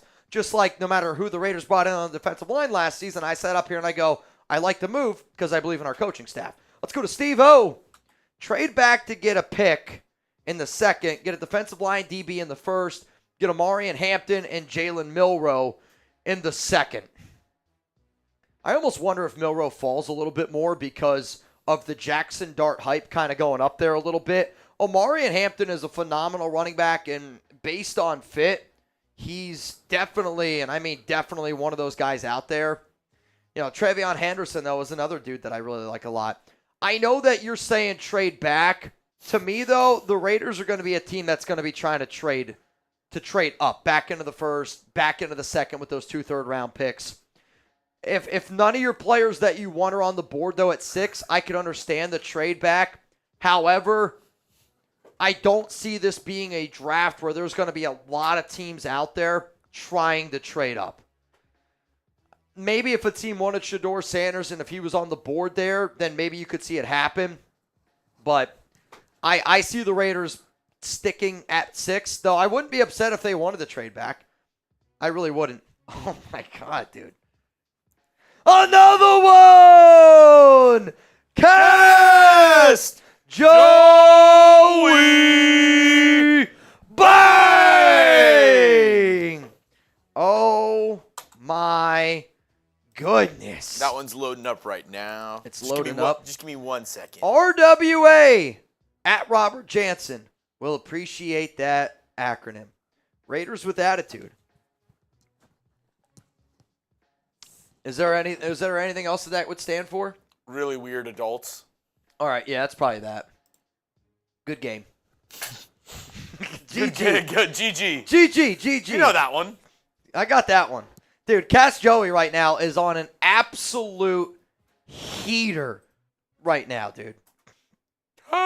Bro's on an absolute heater. Joey! The bang race. I love it. I'll say, whoever we get, I'm okay with. This staff is great and will put us in a position on to succeed. An average quarterback can look good in chip system. Alrighty, I'm out. Raiders! I agree with Joey. I think no matter who the quarterback that the Raiders bring in, unless it's like, if we're going to try to win with Mariota, Jacoby Brissett, a Jameis Winston, get out of here. If the Raiders brought in Geno Smith, Kirk Cousins, Justin Fields, Russell Wilson, Sam Darnold, Aaron Rodgers, to me, all of those quarterbacks that I just mentioned are an upgrade over Aiden O'Connell. And we have to be able to upgrade at the most important position this offseason. There's definitely some of those names that I like more than others, no doubt about it. But because I have confidence in this staff, because we have $92.5 million in salary cap, because we have 10 total draft picks, all of those reasons are why I agree with whatever the Raiders decide to do. They have acted so smart this offseason. Can we all agree with that? This team is acting like a really smart and intelligent organization this offseason. And I believe Tom Brady deserves a lot of credit for that because he's getting Mark Davis to listen to him. So because I've loved almost everything that they've done this offseason, if they do something that I might not be 100% on board for, I think we got to sit back and go, what's the bigger picture? What's the plan? Let's see how it lays out. And that's what I'm going to do all offseason long. From me, from Jeremy Chuggs, from our guy Cast Joey, Brandon Jasper, I love you to the end of the moon and back. Everybody have a great Valentine's Day out there. Happy birthday to the Raiders Report. 7 years old. Wild, wild stuff. Peace out, y'all. It's just a baby. It's just-